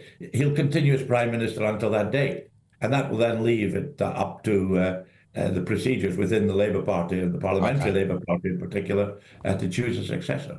Baron Fawkes, thank you so much for joining us this morning to give your thoughts on this historic moment indeed in British politics. Thank you so much for joining us here on GB News Breakfast. We are now indeed joined in the studio for Britain's Newsroom, which will be taking over from us in just a few moments' time. Miriam, Cameron, good morning. Good morning. It looks like the Prime Minister is set to resign imminently now. We have seen the podium now, of course, outside number 10. They are doing the microphone tests. As we have seen successively over the last decade, it has become an endless feat of British politics. It really has. If you were to tell me 10 years ago that we'd be in a situation where you would have almost now 7 prime ministerial changes in the space of a decade, I would have said you were lying. Yeah. What a period of instability we are living in this country, and how does that make us look on the world stage? It's a very familiar sight now, isn't it, Miriam? Well, it is. I was just speaking to Cameron in the green room earlier because I remember, of course, Boris Johnson stepping down. I was actually in Downing Street on the pavement when he made that speech. And then, obviously, I remember Liz Truss stepping down. Then, of course, the iconic Rishi Sunak pouring with rain podium in 2024 when he decided to call an election, of course, not actually resign at that point. But, yes, that podium has had some moments over the last few years. What's the feeling like as you were standing there when Boris was giving that resignation speech? What was it like for you? Well, I personally found it quite concerning, I've got to be honest, because I was no massive Boris fan in terms of I didn't actually vote for him in the Conservative Party membership election in 2019, but he was elected with a mandate. Certainly people in my constituency told me they were voting for Boris, lots of people who never voted Conservative before. It was he who won the election, it was he who had the mandate. And my concern was that once the Conservative Party had ditched one leader, it would have a taste for regicide, as has been said so many times now, and we would enter some instability, which of course did prove to be right. Now, I'm not saying Boris Johnson could have remained and could have been improved as Prime Minister, but nevertheless, it did set off a chain of events that I think we're still reeling from today. What are we expecting Sir Keir Starmer to say when he gets behind that podium this morning? Well, I think the working assumption is that he will be setting out a timetable for his resignation. He's not suddenly going to go and see the King today and Andy Burnham takes over immediately. I think the Prime Minister has always said, doesn't he, he's going to put the country first, and I think reading between the lines, that probably means he wants it to be as stable a transition as possible. And I think by reading the papers this morning, it looks like the general assumption and speculation is that it will be at some point in the autumn that there'll be a transition. I do think that's dangerous for Burnham, though, because he has now got the momentum of having won the Makerfield by-election on Friday with a huge majority. He's clearly got a lot of personal popularity, a lot of goodwill. And the problem with having a 3 or 4 month delay is that he's going to be scrutinised on his plans, and Labour backbenchers are going to declare whether or not they will support those plans, and you could find his stock falling pretty quickly. Yeah, this is the difficulty. You were saying about that taste for regicide. Labour are not, this is not a familiar thing for them to do, but this will be the first time we've really seen a Prime Minister a Labour Prime Minister so taken down by his own party. The Tories, of course, have done this before. They did this with Thatcher. This isn't something that they're not used to, but the Brown-Blair transition was quite orderly. Blair had sort of done his 10 years, he was ready to go, but Keir Starmer, 2 years in, is handing over some of the most difficult circumstances in British political history. But it's also the hypocrisy of the whole thing, because they campaigned on a manifesto of being the stable government, being the stable party after 14 years of Tory chaos, chop and changing leader, and exactly the same thing is now happening with the Labour Party. And I think the public in general are just so frustrated with the constant change of Prime Minister. OK, well, Christopher Hope